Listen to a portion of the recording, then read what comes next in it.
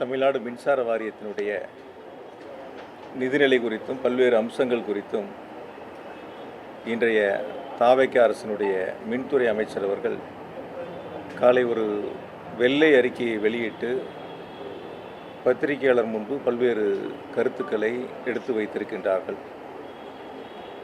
கடந்த 5 ஆண்டுகளில் திராவிட மாடல் அரசு நடத்திய எங்களுடைய கழகத் தலைவர் மாண்புமிகு தளபதி அவர்கள் நலிவடைந்த மின்சாரத்துறையை மேம்படுத்த வேண்டும், பல முன்னெடுப்புகளை எடுத்து தமிழ்நாட்டினுடைய மின் உற்பத்தியை அதிகரிக்க வேண்டும், உற்பத்தி அதிகரிப்புக்கு ஏற்ப மின் கட்டமைப்பு பணிகளை அதிகமாக மேற்கொள்ள வேண்டும், எந்த இடங்களிலும் சிறு தடங்கள் இல்லாமல் சீரான மின் விநியோகம் வழங்கப்பட வேண்டும் என்று தொடர்ந்து ஆய்வுக் கூட்டங்களை நடத்தி பல்வேறு உத்தரவுகளை வழங்கி அதற்கான நிதிகளையும் அரசின் மூலமாக கொடுத்து ஒரு நலிவடைந்த மின்சாரத்துறையை காப்பாற்றியவர் எங்களுடைய கழகத் தலைவர் மாண்புமிகு தளபதி அவர்கள். நிச்சயமாக என்னால் அறுதியிட்டு சொல்ல முடியும், கடந்த 5 ஆண்டுகளில் எங்களுடைய கழகத் தலைவர் மாண்புமிகு முதலமைச்சராக இருந்து தமிழ்நாடு அரசினுடைய நிதிகளை மின் வாரியத்திற்கு வழங்காமல் இருந்திருந்தால் நிச்சயமாக மின்வாரியம் பல்வேறு காலகட்டங்களில் பல்வேறு இன்னல்களை சந்தித்திருக்கும். முழுமையாக தொடர்ந்து கண்காணித்து தன்னுடைய துறையைப் போல மின்துறையை கடந்த 5 ஆண்டுகளில் நிதிகளை கொடுத்து தமிழ்நாட்டு மக்களுக்கு எந்தவித பாதிப்புகளும் இல்லாமல் சீரான மின் விநியோகத்திற்கு வித்திட்டவர் மாண்புமிகு தளபதி அவர்கள். இங்கே நிறைய பத்திரிகையாளர்கள் வந்திருக்கீங்க. ஒவ்வொரு ஆண்டும் மின்சாரத்தினுடைய தேவைகள் அதிகரிக்கும். அப்படித்தான் கடந்த 5 ஆண்டுகளில் தமிழ்நாட்டினுடைய மின் தேவை தொடர்ந்து அதிகரித்து வந்தன. ஆனால் இப்படி 5 ஆண்டுகள் அதிகரித்தாலும் கூட, குறிப்பாக கோடை காலமாக இருந்தாலும் கூட எந்தவித தடையும் இல்லாமல் சீரான மின் விநியோகம் செய்த அரசு திராவிட மாடல் அரசு, அதனுடைய முதலமைச்சர் மாண்புமிகு தளபதி அவர்கள். இன்று காலை வெள்ளை அறிக்கையை வெளியிட்ட இன்றைய மின்துறை அமைச்சர் அவர்கள் எவ்வளவு மின்சார வாரியத்தினுடைய வருவாய், எவ்வளவு செலவு, எவ்வளவு இடைவெளி என்பதை அந்த வெள்ளை அறிக்கையிலே குறிப்பிட்டிருக்கின்றார். குறிப்பாக ஒவ்வொரு 5 ஆண்டுகளுக்கான அந்த கால அட்டவணையை அதிலே வெளியிட்டிருக்கின்றார். 2006-11 92,737 கோடி ரூபாய் வருவாய் என்பது அதற்கு அடுத்த 5 ஆண்டுகளில் 1,234 கோடி ரூபாய் அதிகரித்து ஏறத்தாழ 1,92,971 கோடி ரூபாய் வருவாய் என்று குறிப்பிட்டிருக்கின்றார். ஆனால் அதே 5 ஆண்டுகளில் செலவினம் என்பது 1,21,200 கோடி ரூபாய் உயர்ந்து 2,49,332 கோடி ரூபாய் என்று குறிப்பிட்டிருக்கின்றார். அப்பொழுது வருவாய்க்கும் செலவுக்குமான இடைவெளி பற்றாக்குறை என்பது 56,361 கோடி ரூபாய் 2011-16 ஆண்டு காலகட்டங்களில் அந்த பற்றாக்குறை இழப்பு ஏற்பட்டிருக்கின்றன. அதற்கு அடுத்த 5 ஆண்டுகளில் 2016-21 58,534 கோடி ரூபாய் பற்றாக்குறை ஏற்பட்டிருக்கின்றன, இழப்பு ஏற்பட்டிருக்கின்றன. அதேபோல முந்தைய அதிமுக ஆட்சியில் உங்களுக்கெல்லாம் நன்றாக தெரியும், 3 கட்டங்களாக மின்கட்டண உயர்வு ஏற்றப்பட்டன. குறிப்பாக ஒரு முறை 37 விழுக்காடு, ஒரு முறை 3.5 விழுக்காடு, அதற்கு பிறகு ஒரு முறை 16 விழுக்காடு என 3 முறை கடந்த முந்தைய அதிமுக ஆட்சியில் மின்கட்டணம் உயர்த்தப்பட்டன.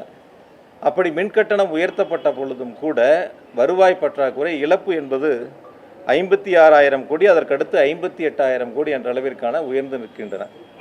ஆனால் கடந்த 5 ஆண்டுகளில் எங்களுடைய கழகத் தலைவருடைய வழிகாட்டுதலோடு வருவாய் என்பது 5 ஆண்டுகளில் மட்டும் 1,77,856 கோடி ரூபாய் உயர்ந்து 4,97,996 கோடி ரூபாயாக வருவாய் 5 ஆண்டுகளில் நாங்கள் அதிகரித்து காட்டியிருக்கின்றோம். அப்படி வருவாய் அதிகரிக்கின்ற பொழுது செலவும் கூடியிருக்கிறதே, இதற்கு என்ன பணிகளை செய்தார்கள் என்று இன்று காலை வெள்ளை அறிக்கையிலே மின்துறை அமைச்சர் கேள்வியை எழுப்பியிருக்கின்றார். வருவாய் 4,97,996 என்று சொன்னால் செலவினம் 5,32,443 கோடி ரூபாய். ஆக கடந்த 5 ஆண்டுகளில் வருவாய்க்கும் செலவுக்கும் இருக்கக்கூடிய இடைவெளி, அந்த நஷ்டம் பற்றாக்குறை என்பது 34,447 கோடி ரூபாய். ஆக முந்தைய அதிமுக ஆட்சியில் 56,000 கோடி, அதற்கடுத்து 58,000 கோடி என்று இருந்ததை ஏறத்தாழ 34,000 கோடியாக, ஆக 24,000 கோடி ரூபாய் அளவிற்கான இடைவெளிகளை குறைத்து 34,000 கோடியாக குறைத்திருக்கின்றோம். அப்படி குறைத்தாலும் கூட அவர்கள் சொல்லி இருக்கக்கூடிய கூட்டின் அடிப்படையிலே பார்த்தால் கூட முதலாண்டிலே 12,000 கோடி இழப்பு என்பது கடந்த ஆண்டு 934 கோடி ரூபாய் வெறும் இழப்பு என்ற அளவிற்கு ஆண்டுதோறும் படிப்படியாக பல்வேறு நடவடிக்கைகளை எடுத்து அதற்கான செலவினங்களை, இழப்புகளை குறைத்திருக்கின்றோம். குறிப்பாக 2021ஆம் ஆண்டு திராவிட மாடல் அரசு அமைந்தவுடன் முதலமைச்சர் எங்களுக்கு இட்ட கட்டளை, தமிழ்நாடு மின்சார வாரியம் பல்வேறு வங்கிகளிலும் பல்வேறு நிதி நிறுவனங்களிலும் கடன்களை பெற்றிருக்கின்றார்கள். அந்த கடன்களுக்கு செலுத்தக்கூடிய வட்டித்தொகை என்பது 13.5 விழுக்காடு வரை அதிகபட்சமாக கடன் தொகையை வாங்கியிருக்கின்றார்கள். அதை முழுவதுமாக குறைத்து ஒரு கட்டுப்பாட்டுக்குள் கொண்டு வரப்பட வேண்டும் என்று உத்தரவுகளை வழங்கினார்கள். அப்படி கடந்த காலங்களில் எந்தெந்த வங்கிகள், நிதி நிறுவனங்களில் 13.5% வரை வட்டிகளுக்காக நிதிகள் பெறப்பட்டதோ அதையெல்லாம் அவரிடத்திலே பேசி ஒத்துக்கொள்ளாதவரிடத்திலே அந்த தொகையை நாங்கள் கட்டி மீதம் இருக்கக்கூடிய வங்கிகளில், நிதி நிறுவனங்களில் கடனை பெறக்கூடிய ஒரு சூழலை உருவாக்கினோம். அதிகபட்சம் தமிழ்நாடு மின்சார வாரியத்தினுடைய கடன் வட்டி தொகை என்பது 9.5 விழுக்காட்டிற்குள் முழுமையாக கட்டுப்படுத்தி கொண்டு வரப்பட்டன. இதன் மூலமாக ஒரு ஆண்டிற்கு 1,200 கோடி ரூபாய், 1,500 கோடி ரூபாய் அளவிற்கான சேமிப்புகளை எங்களால் உருவாக்க முடிந்தது. அதேபோல் கடந்த முந்தைய அதிமுக ஆட்சியில் பிளேயாஸ் இருக்குது, உங்களுக்கு தெரியும், தெர்மல் பிளான்ட்டில் ஏற்பட்ட அந்த பிளேயாஸ் விற்பனை செய்யப்படும். அது ஒரு வருஷத்துக்கு 90 கோடி ரூபா அந்த அளவுக்கு தான் மின்சார வாரியத்திற்கான வருவாய் வந்துச்சு. அதை உயர்த்த வேண்டும் என்ற நோக்கத்தோடு, வெளிப்படைத்தன்மையோடு அதுக்கான ஒப்பந்தங்கள் கோரப்பட்டு விற்பனை செய்யப்பட்டதன் அடிப்படையில் பார்த்தீங்கன்னா ஏறத்தாழ ஒரு வருடத்திற்கு 160 கோடி ரூபாய் அளவிற்கு அதற்கான விற்பனைகள் ஏறத்தாழ கடந்த முந்தைய அதிமுக ஆட்சியை விட 2 மடங்கு அளவிற்கு அந்த பிளேயாஸினுடைய வருவாய் உயர்த்தி அதிகரிக்கப்பட்டன. இப்படி தொடர்ச்சியாக பல்வேறு நடவடிக்கைகள் மேற்கொள்ளப்பட்டு வருவாய் ஒரு பக்கம் அதிகரித்தாலும் செலவினம் ஒரு பக்கம் அதிகரிக்கிறது. அந்த செலவினம், வருவாய் அதிகரித்த அளவிற்கு செலவினத்திற்கான பணிகள் எங்கே மேற்கொண்டார்கள், அதற்கான இழப்புகள் எப்படி சென்றது என்பதை அவர் ஒரு பட்டியலை போட்டு பேசியிருக்கின்றார். ஒரு கருத்தை உங்களிடத்தில் நான் முன்வைக்கின்றேன். 2019-20 தமிழ்நாட்டினுடைய மின் தேவை என்னங்கிறது 94,947 மில்லியன் யூனிட் ஒரு வருஷத்துக்கு. அதுவே 2021 93,344, அது கோவிட் காலம். அதுக்கடுத்து 2021-22 98,674 million unit. 2022-23 1,03,546 million unit. 2023-24 1,11,504 million unit. 2024-25 1,16,813 million unit. ஆக 94,000 மில்லியன் யூனிட்லேருந்து 1,16,000 மில்லியன் யூனிட் வரைக்கும் உயர்ந்திருக்கு. அப்படி நீங்கள் பார்த்தீங்கன்னா ஏறத்தாழ 5 வருஷத்தில் 25,000 மில்லியன் யூனிட் உயர்ந்திருக்கின்றன. அப்படி உயர்ந்த மில்லியன் யூனிட் மின் நுகர்வுக்கு ஏற்ப நாம் கொள்முதல் அதிகரிக்க வேண்டும், அதே போல் உற்பத்திகள் அதிகரிக்க வேண்டும். அப்போ நம்ம உற்பத்தி அதிகரிக்கின்ற பொழுது அதற்கான செலவினங்கள் நமக்கு உறுதியாக கூடும். இந்த தேவைகளை பூர்த்தி செய்வதற்காக வெளிச்சந்தையில் நாம் மின்சாரத்தை கொள்முதல் செய்கின்ற பொழுது அதற்கான செலவினங்களும் நிச்சயமாக கூடும். இதை அந்த வெள்ளை அறிக்கையில் வெளியிட்டிருந்தால் மிக சிறப்பாக இருந்திருக்கும். எவ்வளவு வருமானம் வந்துச்சுன்னு காட்டினவங்க, எவ்வளோ செலவு வந்துச்சுன்னு காட்டினவங்க, எந்தெந்த வகையில் அந்த வருமானங்கள் வந்துச்சு, எந்தெந்த வகைகளில் அந்த செலவினங்கள் ஏற்பட்டது, இது வெள்ளை அறிக்கையில் இருந்திருந்தால் மிக சிறப்பாக இருந்திருக்கும். அதை தவிர்த்து அவர்களுக்கு வசதியாக மக்களிடத்தில் ஒரு மாற்று கருத்தை முன்வைக்க வேண்டும் என்ற நோக்கத்தோடு அந்த வெள்ளை அறிக்கை தயாரிக்கப்பட்டிருக்கின்றன. இன்னும் கூட ஒருபடி மேலே நான் சொல்லணும்னு சொன்னால், எங்கு 5 வருஷம் முந்தைய திராவிட மாடல் அரசு, எங்களுடைய கழகத் தலைவர் மாண்பு தளபதி அவர்கள் முதலமைச்சராக இருந்து 5 ஆண்டுகளில் செய்த திட்டங்களை அதை பட்டியலிட்டிருக்கின்றார்கள். எப்படி முதலமைச்சர் போய் டெல்லியில் திராவிட மாடல் அரசினுடைய திட்டங்களை சொல்லி அங்கே நிதி ஆயோக் கூட்டத்தில் பேசினாரோ, அது மாதிரி இன்றைக்கி வெள்ளை அறிக்கையிலையும் இந்த 5 வருஷத்தில் நாங்கள் என்ன பண்ணணுங்கிறதையும் அவங்க சொல்லியிருக்கிறாங்க. இருந்தாலும் கூட 2020-21 அந்த கேப்புங்கிறது 14,542 கோடிங்கிறது போன வருஷம் 2025-26 933 கோடியாக குறைஞ்சிருக்கு. அது 4 வருஷத்தில் சீரிய நடவடிக்கை எடுத்ததுனால. இன்னொன்று ரொம்ப வசதியாக அவர் சொன்னதில் வருஷம் 5 வருஷத்தில் எவ்வளோ கடன்னு சொல்லியிருக்கார். நான் 2021ஆம் ஆண்டு ஆட்சி பொறுப்பை எங்களுடைய முதலமைச்சர்கள் ஏற்ற பொழுது தமிழ்நாடு மின்சார வாரியத்தினுடைய ஒட்டுமொத்த கடன் 1,59,731 கோடி. எவ்வளோ? 1,59,731 கோடி. ஒரு வருஷத்துக்கு நான் அப்போவே சட்டமன்றத்தில் சொன்னேன், 1,59,000 கோடி கடன் இருக்குது. ஒரு வருஷத்துக்கு ஏறத்தாழ 15,000 கோடி மின்சார வாரியம் வட்டி மட்டும் செலுத்துது அப்படின்னு சொல்லி சொன்னேன். இப்போ 5 வருஷத்துக்கு மின்சார வாரியம் இந்த 1,59,000 கோடிக்கு வட்டி கட்டியிருந்தால் எவ்வளோ வரும்னு கணக்கு பாருங்கள். ஒரு வருஷத்துக்கு 15,000 கோடினா 5 வருஷத்துக்கு 75,000 கோடி வட்டி மட்டும் கட்டியிருக்கணும். இது நாங்கள் வாங்கின கடனுக்கல்ல, இதற்கு முன்பாக இருந்த கடனுக்கு செலுத்திய வட்டி. அப்போ எவ்வளோ 5 வருஷத்தில் வட்டி கட்டணும் அப்படிங்கிறத அந்த வெள்ளை அறிக்கையில் இப்போதைய அமைச்சர் வெளியிட்டு இருந்தாருன்னா உங்களுக்கும் தெரிஞ்சிருக்கும், எங்களுக்கும் தெரிஞ்சிருக்கும், நாட்டு மக்களுக்கும் தெரிஞ்சிருக்கும். அதை அவங்க சொல்ல அதில் மறைச்சிருக்காங்க, சொல்லலை. ஆக பழைய கடன் இருக்கிறதுல வட்டி கட்டியிருக்கிற எவ்வளோங்கிறத தெளிவுபடுத்தினா மிக சிறப்பாக இருக்கும். 5 வருஷம் ஒட்டு மொத்தமாக மின்சார வாரியம் இதே நிதிநிலை அறிக்கைக்கு முன்பாக அந்த வெள்ளை அறிக்கையை கொடுத்தாங்க கவர்னர் உரைக்கு முன்னாடி. அப்போ அதில் ஒரு வருஷத்துக்கு எவ்வளோ வட்டி கட்டுறோம், மொத்த வட்டி எவ்வளவு, இதெல்லாம் கணக்கிட்டு சொன்னாங்க. மொத்த வருவாயில் எவ்வளோ வட்டின்னு சொன்னாங்க. ஆனால் இதில் அதை சொல்லலை. எவ்வளோ வட்டி 5 வருஷத்தில் நம்ம கட்டியிருக்கிறோம் அப்படிங்கிறத தெளிவுபடுத்துவதற்கான அந்த முயற்சிகளை அவர்கள் முன்னெடுக்கவில்லை. அதற்கு அடுத்து எந்தெந்த வகைகளில் நம்ம செலவினங்கள் உயர்ந்திருக்கு அப்படிங்கிறதையும் அவங்க சொல்லியிருக்கணும். அதை முழுமையாக சொல்லலை, அதை மறைச்சிருக்கிறாங்க. குறிப்பாக 2019-20 பவர் பர்ச்சேஸருக்கு ப்ளஸ் நம்மளுடைய உற்பத்திக்கான செலவினங்கள் இருக்குது, ஃபியூல் காஸ்ட் இதெல்லாம். அது 19-20 ஒரு 50,849 கோடியாக இருக்குது செலவு அந்த ஒரு வருஷத்தில்.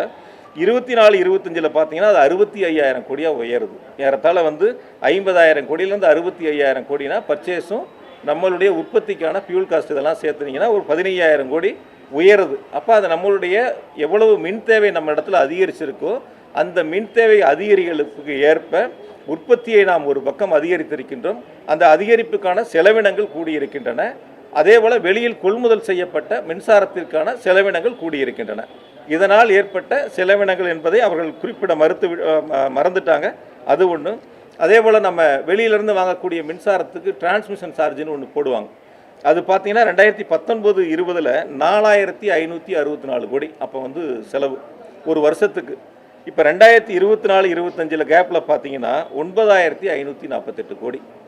ஏறத்தாழ 2 மடங்காக அந்த டிரான்ஸ்மிஷன் சார்ஜ் உயர்ந்திருக்கு. அதையும் அதில் அவங்க எல்லாம் குறிப்பிட்டிருக்கலாம். இதெல்லாம் ஏற்பட்ட செலவினங்களுடைய உயர்வு. இதனால தான் அந்த செலவினங்கள் அதிகரிச்சிருக்கு அப்படிங்கிறத அவங்க எல்லாம் ஒரு பக்கம் சுத்தமாக மறைச்சிருக்காங்க. உங்களுக்கு நல்லா தெரியும், மின் வாரியத்தினுடைய தொழிலாளர்களுடைய கோரிக்கைகளை ஏற்று கடந்த திராவிட மாடல் அரசில் 2 முறை ஒப்பந்தங்கள் போடப்பட்டன. 2 முறை ஒப்பந்தங்கள் அவர்கள் விரும்பக்கூடிய வகையில் மனமகிழ்ச்சியோடு ஏற்றுக்கொள்ளக்கூடிய வகையில் எங்களுடைய கழகத் தலைவர் அப்போதைய முதலமைச்சராக இருந்து அந்த 2 ஒப்பந்தங்களை அவர்களுக்கு வழங்கினார்கள். அந்த வகையில் பார்த்தீங்கன்னா கடந்த காலங்களுக்கும் இப்பயும் அந்த எம்ப்ளாய்க்கான காஸ்ட் செலவினங்கள் இருக்கும். அந்த செலவினங்கள் பார்த்தீங்கன்னா 20-21 9,100 கோடியாக இருக்குது. அதுவே 25-26 பார்த்தீங்கன்னா 12,006 கோடி 12,061 கோடியாக உயர்ந்திருக்கு. ஏறத்தாழ 9,000 கோடியிலிருந்து 12,000 கோடியாக எம்ப்ளாய்க்கான அந்த செலவினங்கள் உயர்ந்திருக்கு. ஆகையால் வருவாய் ஒரு பக்கம் மின்கட்டண உயர்வால் மட்டும் உயர்வது அல்ல, நம்மளுடைய கூடுதல் மின் நுகர்வு அதன் மூலமாக ஏற்படக்கூடிய வருவாய், அதுபோல் மின்சார வாரியம் எடுத்திருக்கக்கூடிய நடவடிக்கைகள், வட்டி குறைப்பு, ஃப்ளையாஸில் வருமானம், பல்வேறு வழிவகைகள், அந்த இழப்பு லைன் லாஸ் ஏற்படக்கூடிய இழப்பை சரி செய்வது, இப்படி பல்வேறு வகைகளில் எடுக்கப்பட்ட சீரிய நடவடிக்கையின் காரணமாக அந்த செலவினங்கள் குறைக்கப்பட்டது. இது எல்லாம் சீர்தூக்கி பார்த்து தான் இன்றைய வெள்ளை அறிக்கை அமைந்திருக்க வேண்டும். மாறாக அதில் எதுவும் அது இடம்பெறவில்லை. ஆகையால் வருவாய் ஒரு பக்கம் உயர்ந்தாலும் கூட மின் கொள்முதல், மின் உற்பத்திக்கான செலவினங்கள், அதே போல் எம்ப்ளாய்க்கான காஸ்ட்டு, டிரான்ஸ்மிஷன் சார்ஜ், இப்படி பல்வேறு வகைகள் ஏற்பட்டிருக்கக்கூடிய செலவினங்களும் உயர்ந்திருக்கின்றன. செலவினங்கள் உயர்ந்தாலும் கூட நாங்கள் இழப்பை குறைத்திருக்கின்றோம். இந்த கடைசி ஆண்டு வெறும் 933 கோடி அளவிற்கு குறைந்திருக்கின்றன. அதற்கு முழு முதல் காரணம் எங்களுடைய கழகத் தலைவர், திராவிட மாடல் ஆட்சியினுடைய நாயகர் மாண்புமிகு தளபதி அவர்கள் என்பதை இந்த நேரத்தில் நான் பெருமையோடு சுட்டிக்காட்ட கடமைப்பட்டிருக்கின்றேன். அதே போல் மின்சாரத்தினுடைய தேவைகளை பற்றி சொன்னாங்க. இப்போ எப்படி நம்ம ஓன் ஜென்ரேஷனு, அதே போல் ஒன்றிய அரசினுடைய தொகுப்பில் வாங்கிறது, மத்திய தொகுப்பில் வாங்கிறது, ப்ரைவேட்டில் பர்ச்சேஸ் பண்ணுறது, இது நமக்கு தேவையான அளவுக்கு ஆண்டுக்காண்டு உயரக்கூடிய அளவிற்கான நம்முடைய மின் உற்பத்தி திட்டங்களை செயல்படுத்துவது. அதே போல் மத்திய தொகுப்பிலிருந்து நாம் பெறுவது, தனியாரிடமிருந்து பெறுவது, இது எல்லாம் வந்து சேர்த்து தான் நம்ம அதுக்கான பணிகளை முன்னெடுக்கிறோம். அவங்க சொல்லும்போது சொன்னாங்க, இந்த மாதிரி வந்து அதிகபட்சம் வந்து 21,307 மெகாவாட் வந்து உச்சபட்ச மின் தேவை ஏற்பட்டிருக்கு ஒரு நாள்னாங்க. இது வந்து இப்போ ஏதோ புதுசாக ஏற்பட்டதில்லை. இது வந்து இவங்க ஆட்சிக்கு வர்றதுக்கு முன்னாடியே அந்த 21,307 ஏற்பட்டுருச்சு. இவங்க ஆட்சி பொறுப்பேற்றதுக்கு அப்புறம் கூட அந்த அளவுக்கு கூட உயரல. 2020-21 பார்த்தீங்கன்னா 16,481 மெகாவாட்டாக இருந்துச்சு. அது அப்படியே படிப்படியாக உயர்ந்து 21-22 17,916 megawatt 96 megawatt, 22-23 18,053 megawatt, 23-24 19,409 megawatt, 24-25 20,830 megawatt, 25-26 இப்போ 21,307 மெகாவாட். இப்போ இந்த கவுண்டிங்க்கு முன்னாடி இதுதான் ஆண்டுதோறும் படிப்படியாக உயர்ந்து நம்முடைய மின் தேவை அதிகரித்திருக்கின்றன. இந்த மின் தேவை அதிகரித்ததற்கேற்ப நாம் பல்வேறு பணிகளை செஞ்சுருக்கோம். இன்னொன்று ரொம்ப விவரமாக காலையில் ஒரு கருத்தை முன் வச்சார். அதாவது வந்து மின்சாரத்தினுடைய தேவைகளை நம்ம வந்து பூர்த்தி செய்யக்கூடிய வழிகள் இருக்குது. எமர்ஜென்சிக்கு நம்ம எக்ஸ்சேஞ்சில் வாங்குகிறோம். அந்த எக்ஸ்சேஞ்சில் வாங்குறதுக்கு அன்றைய எக்ஸ்சேஞ்ச் என்ன ரேட்டு நிர்ணயிக்குதோ அந்த ரேட்டை நம்ம எக்ஸ்சேஞ்சுக்கு தான் பணம் கொடுக்குறோம். யாரும் வந்து நமக்கு சப்ளை பண்ணுறவங்களுக்கு நம்ம கொடுக்கறதில்ல. மின்சார வாரியம் யார் எக்ஸ்சேஞ்சு கொடுக்குறாங்கன்னு நமக்கு தெரியாது. நம்ம எக்ஸ்சேஞ்சில் பணத்தை கட்டுறோம், அவங்க நமக்கு சப்ளை கொடுக்குறாங்க, நம்ம அதை பயன்படுத்திக்கிறோம், அவ்வளோதான். இதுதான் எக்ஸ்சேஞ்சுக்கும் மின்சார வாரியத்துக்கும் உள்ள நடைமுறைகள். யார் சப்ளையர், கருப்பா சாப்பா யாருமே நமக்கு தெரியாது. யாருமே அதுதான், இப்போ இருந்தாலும் சரி, முன்னாடி இருந்தாலும் அதுதான். அதனால் எக்ஸ்சேஞ்சுக்கு எமர்ஜென்சிக்கு நம்ம வாங்குகிறோம். இன்னொன்று ஷார்ட் டேர்மில் வந்து நம்ம டெண்டர் போட்டு வாங்குறது இருக்குது. அதே போல் வந்து மீடியம் டேர்மில் நம்ம டெண்டர் போட்டு வாங்குறது இருக்குது. லாங் டேர்மில் டெண்டர் போட்டு வாங்குறது இருக்குது. இப்போ ஷார்ட் டேர்ம்னா ஒரு வருஷத்துக்குள்ளே தேவையானதுக்கு நம்ம டெண்டர் போட்டு வாங்கிக்கலாம். இந்த வருஷம் நமக்கு எவ்வளோ தேவையோ அதை மட்டும் டெண்டர் போட்டு வாங்கிக்கிறது. மீடியம் டேர்ம்னா 3 வருஷத்துலேருந்து 5 வருஷத்துக்கு நமக்கு எவ்வளோ தேவையோ அதை நம்ம டெண்டர் போட்டு வாங்கிக்கிறது. லாங் டேர்ம்னா 5 வருஷத்துக்கு மேலே நமக்கு எவ்வளோ தேவையோ அதை வாங்கிக்கிறது. இதுதான் மின்சார வாரியத்தினுடைய நடைமுறைகள். இன்னைக்கு காலையில் வந்து மின்துறை அமைச்சர் சொல்லும்போது வந்து லாங் டேர்முக்கான பர்ச்சேஸ்க்கான வேலைகளுக்கு நாங்கள் இப்போ தொடங்கியிருக்கோம், விரைவில் அதுக்கான பணிகளை மேற்கொள்ள போகிறோன்னு சொன்னாங்கன்னு நினைக்கிறேன். நீங்கள் எல்லாம் பார்த்துருப்பீங்க அதை. அதாவது ஒரு வகையில் என்னென்னா, நமக்கு வந்து அதிகமான தேவைகள் வந்து சம்மரில் தான் இருக்குது. கோடை காலங்களில் தான் நம்முடைய உச்சபட்ச மின் தேவைகள் இருக்கும். இப்போது 2 மாதங்கள் அதிகபட்சம் போனால் ஒரு 2.5 மாதம் 3 மாதம் 2 மாதங்கள் தான் அதிகபட்சம் நம்ம எடுத்துக்க முடியும். ஏப்ரல் மேல எடுத்துக்கலாம். அதனால் அந்த காலகட்டங்களுக்காக அந்த 2 மாதத்துக்காக நீங்கள் லாங் டேர்ம்னு போனீங்கன்னா குறைஞ்சி ஒரு 5 வருஷத்துக்கு டெண்டர் போடணும். இப்போ அந்த லாங் டேர்முக்கான கட்டணத்தை நம்ம கொடுக்குறோம் அப்படின்னு நினச்சோம்னா, மின்சாரமே நம்ம அவங்ககிட்ட வாங்கலைன்னா கூட அவங்களுக்கான ஃபிக்ஸட் சார்ஜை கொடுக்கணும். நம்ம என்ன டெண்டர் கண்டிஷனில் போட்டிருக்காங்களோ அந்த ஃபிக்ஸட் சார்ஜை அவங்களுக்கு கொடுக்கணும். அதில் சம்மரில் கூடுது, அந்த 2 மாதம் கூடுது, 15 நாள் கூடுது, 1 மாதம் கூடுது அப்படின்னா, இது வரைக்கும் நம்ம இந்த 4-5 ஆண்டுகள் எப்படி நம்ம அதை வந்து மெயின்டைன் பண்ணி கண்ட்ரோல் பண்ணணும் அப்படின்னு கேட்டிங்கன்னா, 1 வாரம் தேவை அப்படின்னு நம்ம உணர்ந்தோம்னா அந்த 1 வாரத்துக்கான பர்ச்சேஸ் மட்டும் வச்சுக்கிட்டோம், அதை மட்டும் டெண்டர் போட்டோம். 1 மாதத்துக்கு தேவைன்னா அந்த 1 மாதத்துக்கான டெண்டர் மட்டும் போட்டோம். இல்லை 60 நாட்களுக்கு தேவைன்னா 60 நாட்களுக்கான டெண்டர் மட்டும் போட்டோம். அப்படி போட்டால் கூட எந்த இடங்கள்லையும் அதிகமான விலைகள் நம்ம கொடுக்கல. இன்றைக்கி காலையில் பார்த்தீங்கன்னா அந்த ஒயிட் பேப்பர்லேயே என்ன ஆவரேஜ் ரேட்டுங்கிறதுலாம் நீங்கள் எல்லோரும் பார்த்தீங்க. மினிமம் ரேட் அதில் எவ்வளோ இருக்குது என்னங்கிறதையும் பார்த்தங்க. அதனால் வந்து எந்த இடங்களையும் நம்ம கூடுதலான விலைகள் கொடுத்து மின்சாரத்தை வாங்கப்படவில்லை. குறிப்பாக இன்னும் ஒன்று, இந்த மின்சாரத்தில் வந்து அவர் சொன்ன அந்த அந்த அந்த தோணி எப்படி இருக்குன்னு பார்த்தீங்கன்னா, இதான் அந்த மின்சார கொள்முதலில் மிகப்பெரிய ஒரு தவறுகள் நடந்தது, இழப்புகள் நடந்தது, நிறைய அதில் வந்து லீக்கேஜ் இருக்குது, அதை அடைக்கணும், சீர்திருத்தம் பண்ணணும், இப்படி பல கருத்துக்களை ஒவ்வொரு இடையிலையும் ஒவ்வொரு ஸ்லைட் அப்பையும் அந்த கருத்துக்களை முன் வச்சுட்டு வந்தாங்க. அதாவது இது கம்ப்ளீட் மின்சாரத்தினுடைய கொள்முதல்ங்கிறது தனியார்கிட்ட வாங்கிறது எல்லாமே டெண்டர் தான். யார் வேணாலும் டெண்டர் போடலாம். ஒன்று நம்ம ஸ்டேட்டுக்குள்ளே இருக்கிறவங்க போடலாம், ஸ்டேட்டை தாண்டி வெளியில் இருக்கிறவங்களும் போடலாம். அவங்க என்ன ப்ரைஸ் கோட் பண்ணுறாங்களோ அந்த ப்ரைஸ் டான்ஜெட்கோ ஏற்றுக்கிட்டால் அதுக்கான அக்ரிமெண்ட் போடுவாங்க. அந்த ப்ரைஸ் டான்ஜெட்கோ ஏற்றுக்கலைன்னா அதுக்கான அக்ரிமெண்ட் போட மாட்டாங்க. திரும்ப அவங்கள கூப்பிட்டு ரேட்டை குறைக்க சொல்லி பேசுவாங்க. குறைக்கிறதுக்கு ஒத்துக்கிட்டா டான்ஜெட்கோ அக்ரிமெண்ட் போடுவாங்க, ஒத்துக்கலைன்னா ரீடெண்டர் போவாங்க. இதுதான் ஒவ்வொரு ஆண்டுகளும் இருக்கக்கூடிய நடைமுறை. ஆகையால் அதை வந்து மின்துறை அமைச்சர் கொஞ்சம் அதை பார்க்கணும், ஸ்டடி பண்ணி பார்க்கணும், எப்படி கடந்த காலங்களில் அதுக்கான வழிமுறைகள்லாம் இருக்குது அப்படின்னு சொல்லிட்டு. அதே மாதிரி வந்து எந்த புதிய மின் திட்டங்களும் இல்லை அப்படின்னு சொல்லி சொன்னார். கடந்த 5 வருஷமாக எந்த திட்டங்களும் புதுசாக கொண்டு வரல, ஆனால் செலவினங்கள் கூடியிருக்கு அப்படின்னு சொன்னார். உங்களுக்கு நல்லா தெரியும், வட சென்னை அனல்மின் திட்டம் ஸ்டேஜ் 3 எங்களுடைய கழகத் தலைவர் முதலமைச்சராக இருந்து அந்த திட்டத்தை துவக்கி வச்சாங்க. இன்றைக்கி அதுக்கான மின் உற்பத்திகள் நடந்துக்கிட்டு இருக்கு. 800 மெகாவாட்டுக்கான அந்த மின் உற்பத்தி திட்டங்களை 5 வருஷத்தில் முடித்து அந்த திட்டத்தை தொடங்கி வச்சாங்க. அதே போல் பார்த்தீங்கன்னா உடன்குடி அந்த திட்டங்களையும் முடித்து பயன்பாட்டுக்கு எங்களுடைய முதலமைச்சர்கள் கொண்டு வந்தாங்க. பொதுவாக போன 5 வருஷத்தில் வந்து பார்த்தீங்கன்னா 9032 மெகாவாட் வந்து நம்மளுடைய அந்த நிறுவுதிறனில் கூடுதலாக சேர்க்கப்பட்டிருக்கு. ஒரு 5 வருஷத்தில் மட்டும் நம்ம கூடுதலாக சேர்க்கப்பட்டது. அதில் சோலார் வந்து 7769 மெகாவாட்டு கூடுதலாக கடந்த 5 ஆண்டுகளில் சேர்க்கப்பட்டிருக்கின்றன. எண்ணூர் திட்டத்தை பற்றி சொன்னாங்க. அது ஏற்கனவே 73% பணிகள் நிறைவு செய்யப்பட்டிருக்கின்றன. அதே போல் உப்பூர் திட்டங்களை பற்றி அதில் சொன்னாங்க. உப்பூர் திட்டங்கள் வந்து நாங்கள் இருக்கும்போது என்னென்னா ஒரு யதார்த்த கள நிலவரங்களை சொல்லணும்னா உப்பூருக்கு வந்து தூத்துக்குடியிலேருந்து கோல் எடுத்துக்கிட்டு போய் நாங்கள் மின் உற்பத்தி செய்யணும். அப்போ அந்த டிரான்ஸ்போர்ட் சார்ஜை நம்ம காசு போட்டு பார்க்கும்போது செலவினங்கள் கூட வர்ற மாதிரி இருந்துச்சு. அதுக்காக மின்சார வாரியம்னா அது சம்மந்தமாக ஆய்வு பண்ணி செலவினங்கள் எவ்வளோ வரும், நமக்கு தூத்துக்குடியிலேருந்து உப்பூருக்கு நம்ம கோல் எடுத்துகிட்டு போய் டிரான்ஸ்போர்ட்டில் செலவு கூட வந்தால் நமக்கு இழப்புகள் ஏற்படுமே, அதை ஆய்வு செஞ்சு அந்த திட்டங்களை மறுபரிசீலனை பண்ணலாங்கிறதுக்காக அந்த ஆய்வுக்கு உட்படுத்தப்பட்டிருக்கு. அதே போல் நீங்கள் இன்னொரு திட்டத்தை எடுத்துக்கிட்டிங்கன்னா குந்தா இருக்குது. அவங்க வந்து பம்பு ஸ்டோரேஜ் எல்லாம் சொன்னாங்க. அந்த குந்தாவை பொறுத்த வரைக்கும் வந்து 2021 வரைக்கும் வெறும் 183 கோடி தான் செலவாக இருந்தது. நாங்கள் 5 வருஷத்தில் அது 2942 கோடி செலவு பண்ணியிருக்கிறோம். ஏறத்தாழ 85 விழுக்காடு பணிகள் முடிஞ்சிருச்சு. மீதம் இருக்கக்கூடிய பணிகள் நடந்துக்கிட்டு இருக்கு. விரைவாக அதை முடிக்க போகிறாங்க. கொல்லிமலை திட்டத்தை பொறுத்த வரைக்கும் பார்த்தீங்கன்னா வெறும் 73 கோடி தான் செலவாக இருந்தது. நாங்கள் அதுக்கப்புறம் வந்து இப்போ 500 கோடி செலவு பண்ணியிருக்கோம். 506 கோடி செலவு பண்ணி ஏறத்தாழ 90 விழுக்காடு பணிகள் நிறைவடைஞ்சிருக்கு.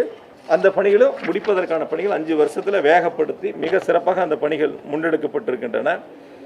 ஆக அதனால் புதிய மின் உற்பத்தி திட்டங்கள் அது மட்டும் இல்லை, தூத்துக்குடியில் ஒரு புதிய அனல் நிலைய திட்டங்களுக்கான அறிவிப்புகள் நாங்கள் கடைசி ஆண்டு அதற்கான அறிவிப்புகளை வெளியிட்டிருக்கிறோம். அந்த பணிகளை நாங்கள் தொடங்கியிருக்கிறோம். அதுக்குள்ளே ஆட்சி மாற்றங்கள் ஏற்பட்டிருக்கின்றன. அதனால் நம்முடைய மின் தேவையை பூர்த்தி செய்யக்கூடிய அளவிற்கான மின் உற்பத்தி திட்டங்கள் கடந்த காலங்கள் நிலுவையில் இருந்ததை 2 திட்டங்கள் முடிக்கப்பட்டு பயன்பாட்டிற்கு கொண்டு வரப்பட்டிருக்கின்றன. புதிய திட்டங்கள் அறிவிக்கப்பட்டிருக்கின்றன. அதேபோல் பம்பு ஸ்டோரேஜ் உள்ளிட்ட திட்டங்கள் நாங்கள் முன்னெடுத்து அதற்கான பணிகளை விரைவாக முடிப்பதற்கு மிக வேகமாக போர்க்கால அடிப்படையில் அந்த பணிகளை செஞ்சுருக்கிறோம். அதேபோல் பணியாளர்கள் பற்றாக்குறையை பற்றி காலையில் வெள்ளை அறிக்கையில் ரொம்ப கோடிட்டு காட்டினாங்க. ஒவ்வொரு முறையும் போகும்போது எங்கே பத்திரிகையாளர் பார்த்தாலும் வந்து பணியாளர் பற்றாக்குறை 60,000 பேர் ஷார்ட்டேஜ், 65,000 பேர் ஷார்ட்டேஜ், 70,000 பேர் ஷார்ட்டேஜ். மதுரையில் பார்த்தாலும் சரி, சென்னையில் பார்த்தாலும் சரி, மின் வாரியத்தில் பார்த்தாலும் எங்கே பார்த்தாலும் இந்த ஒரு பேச்சு தொடர்ந்து மின்துறை அமைச்சர் முன்வைக்கிறாங்க. கடந்த காலங்களிலும் இதே பணியாளர்கள் தான் இருந்தாங்க. இதே பணியாளர்கள் வச்சு தான் எந்தவித பாதிப்பும் இல்லாமல் சீரான மின் விநியோகம் கொடுத்தோம். எந்த பாதிப்பும் இல்லை.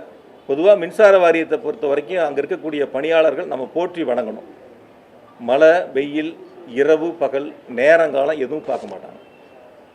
24 மணி நேரம் பணி செய்யக்கூடிய, அதுவும் அர்ப்பணிப்புணர்வோடு பணியாற்றக்கூடியவர்கள் எங்களுடைய மின் வாரியத்தினுடைய பணியாளர்கள். உள்ளபடியே வந்து நம்ம ஒரு நிமிஷமோ 5 நிமிஷமோ பவர் கட் ஆச்சுன்னா நம்ம ரொம்ப வருத்தப்படுறோம். ஆனால் அவங்க நேரங்காலம் பார்க்குறதில்ல. வீடுகளுக்கு கூட போகாமல் உட்காந்து இரவு பகல் பார்க்காம மழை வெள்ளம் பார்க்காம வேலை செய்கிறாங்க. அப்படி பாராட்டுக்குரியவர்கள். அந்த பணியாளர்களை வச்சு தான் நாங்கள் கடந்த 5 ஆண்டுகள் வந்து எந்தவித தடையும் இல்லாமல் சீரான மின் விநியோகம் செய்யப்பட்டிருக்கின்றன. குறிப்பாக கடந்த 5 ஆண்டுகளில் 343 பணியாளர்கள் எடுக்கப்பட்டதா அந்த வெள்ளை அறிக்கையில் குறிப்பிட்டிருந்தார். நேற்று வந்து ஏஇ போஸ்ட்டு, ஏஏஓ போஸ்டெல்லாம் எடுத்து ஏறத்தாழ ஒரு 401 பேர்த்துக்கு இன்றைய மின்துறை அமைச்சர், இன்றைய முதலமைச்சர் அவருடைய வச்சு அவர்களுக்கான பணி ஆணைகள் கொடுத்தாங்க. நான் உங்கள் மூலிமா ஒன்றே மின்துறை அமைச்சர்கிட்ட கேட்டுக்கிறேன். இந்த தாவேக அரசினுடைய மின்துறை அமைச்சர்கிட்ட இந்த ஆட்சி பொறுப்பேற்ற 40 நாளைக்குள்ளே இந்த மின்சார வாரியம் டிஎன்பிசிக்கு ஒரு லெட்டர் எழுதி இவ்வளோ போஸ்ட் எங்களுக்கு காலியாக இருக்குது, நீங்கள் இதை தேர்வு பண்ணி கொடுங்கன்னு அனுப்பி இந்த 40 நாட்களுக்குள்ள டிஎன்பிசி வந்து அவங்களுக்கு எக்ஸாம் வச்சு அதை ரிசல்ட்டு கொடுத்து தேர்வு பண்ணி அந்த பட்டியலை மின் வாரியத்துக்கு கொடுத்து நேற்று ஆணைகள் கொடுத்தாங்களான்னு ஒரு கேள்வி மட்டும் வைக்கிறேன். இந்த 40 நாட்களுக்குள்ள இது நடந்திருந்துன்னா அவங்க பெருமையோடு சொல்லலாம். அதில் அந்த ஒயிட் பேப்பர் ரிலீஸ் பண்ணும்போது ஒரு கருத்து சொன்னார், இது ஏதோ வந்து அவங்க 1 பைசா செலவு இல்லாமல் ரொம்ப வெளிப்படைத்தன்மையோடு கொடுத்தோம் அப்படின்னு சொல்லிட்டு. முந்தைய ஆட்சியில் 5 பேர் 10 பேரை அழைச்சி பேசுவாங்க, ஏதோ பேசுவாங்கலாம் சொல்லி சொன்னார். இந்த டிஎன்பிசியில் யார் அப்ளிகேஷன் போட்டால், யார் எக்ஸாம் எழுதுனா, யாருக்கு ரிசல்ட் வந்துச்சு, யாருக்கு அப்பாயின்மெண்ட் வந்துச்சுன்னு தெரியாது. பொதுவாக மின்சார வாரியம் பொதுவாக டிஎன்பிசியிலேருந்து வரக்கூடியது என்னென்னா அந்த தேர்வு செய்யப்பட்டவங்களுடைய பட்டியல் சம்மந்தப்பட்ட துறைக்கு வரும். அந்த துறையில் என்ன செய்வாங்கன்னா அவங்களுக்கு அந்த போஸ்டிங் போடுவாங்க. எந்த இடங்களுக்கு போஸ்டிங் போடுவாங்க, நியரஸ்ட்டாக அவங்களுக்கு எங்கே இருக்க பணியிடங்கள் அந்த போஸ்டிங் போடுவாங்க. அது மட்டும்தான் அந்தந்த துறையினுடைய வேலை. இது கூட தெரியாமல் ஒரு மின்துறை அமைச்சர் வந்து சொல்கிறாரு 5 பேர் 10 பேர்த்த அழைச்சி பேசுவாங்கன்ட்டு.